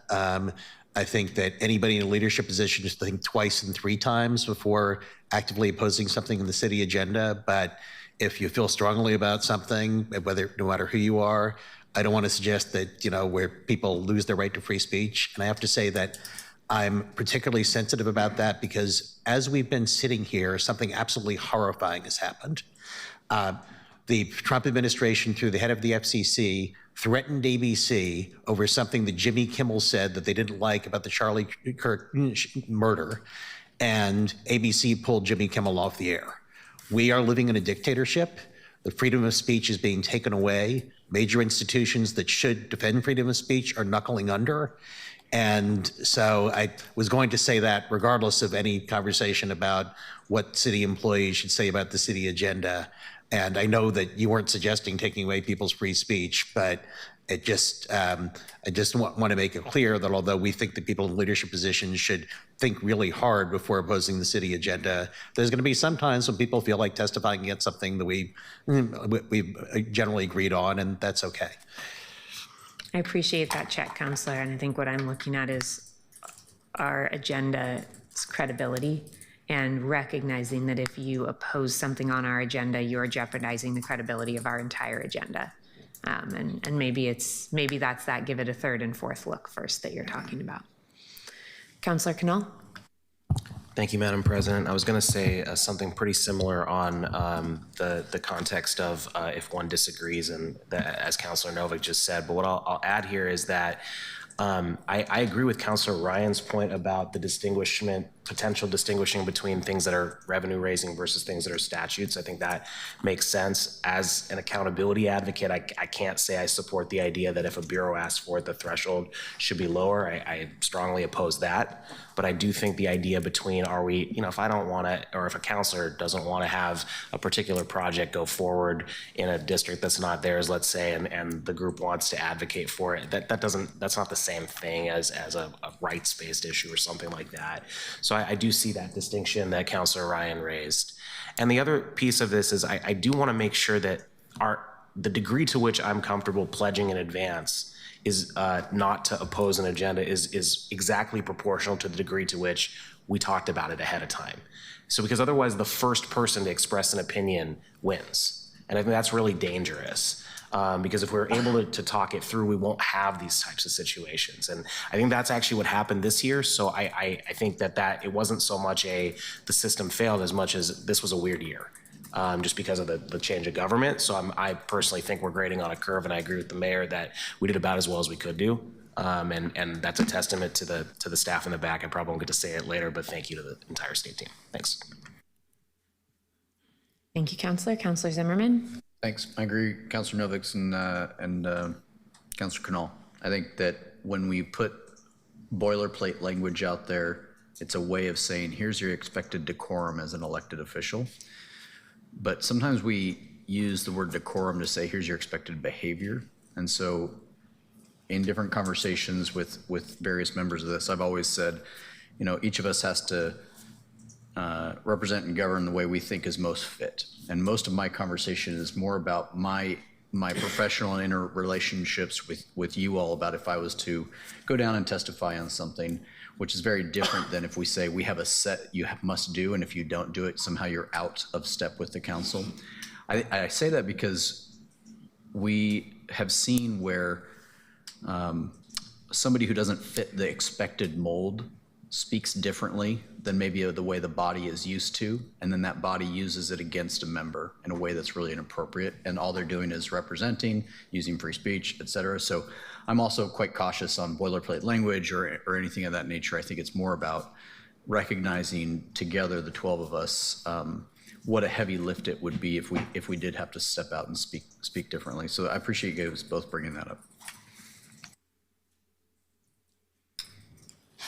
Does anybody else have any final comments, thoughts for Sam, direction before we let Sam wrap up and give us some next steps? Okay, go right ahead. Well, thank you so much. Really great conversation today. We will be tracking and we'll be kind of debriefing with our team and getting back to you individually with information or to have further conversation around some of the issues. And then we'll be collectively setting up some systems to maintain regular communication with you. I want to say a couple things. One is building your trust is always on our agenda and is a absolute premium for us. And so please, you know, we want to try to interpret and get it right. And getting it right isn't always crystal clear, right? Know that. I think that, you know, as you know, we have thousands of issues that we review and then many hundreds we are active on. And so we need to build that cadence with you where we're really understanding and seeing ahead what are the areas where council is going to be, you know, at least in this 9, you know, council members of support. And that's not necessarily enough if some are feeling very strongly about it and have a very strong perspective. And so we will continue to try to see ahead. I want to make a prediction, which is we're not going to get it right at some point. And so we've also built in some pieces into our system, which are the communications. We want to do continue the weekly communication as we get into session, more frequent, but generally weekly communications and updates with you. We connect with the council president and the mayor weekly. We visit and we work a lot with Councilor Clark because she's the League of Oregon Cities representative. And then we work a lot with all of you individually.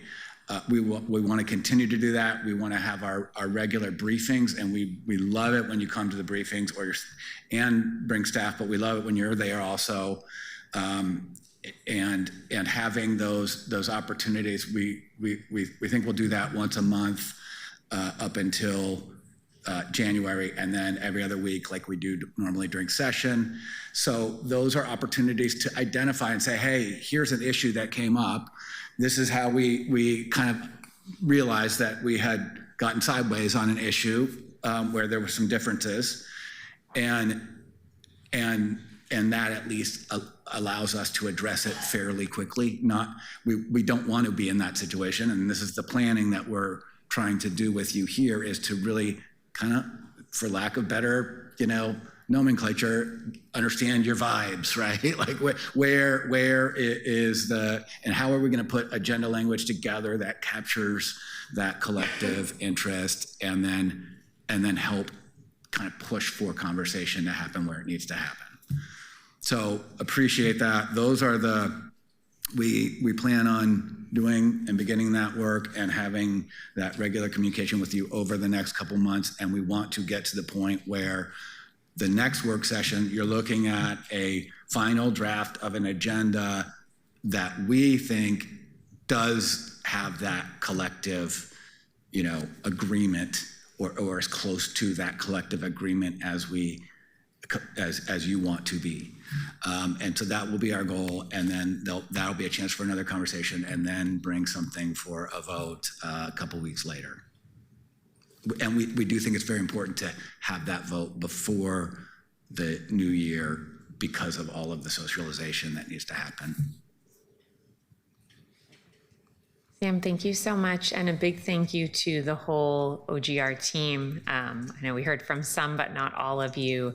You are out there doing a huge amount of work for all of us and for the city as a whole every day, and we really appreciate that. We know that it often involves a lot of very quickly moving things where you're trying to distill 13 people's opinions, plus the auditor, plus everybody who we work with in the city very, very carefully and quickly. So thank you to the whole team. Thank you, Sam, for bringing this today. And colleagues, I look forward to the continued discussion when we sit back down in December with something tangible to look at. With that, I will close the work session and remind everybody that we're back here in an hour and a half for a council meeting.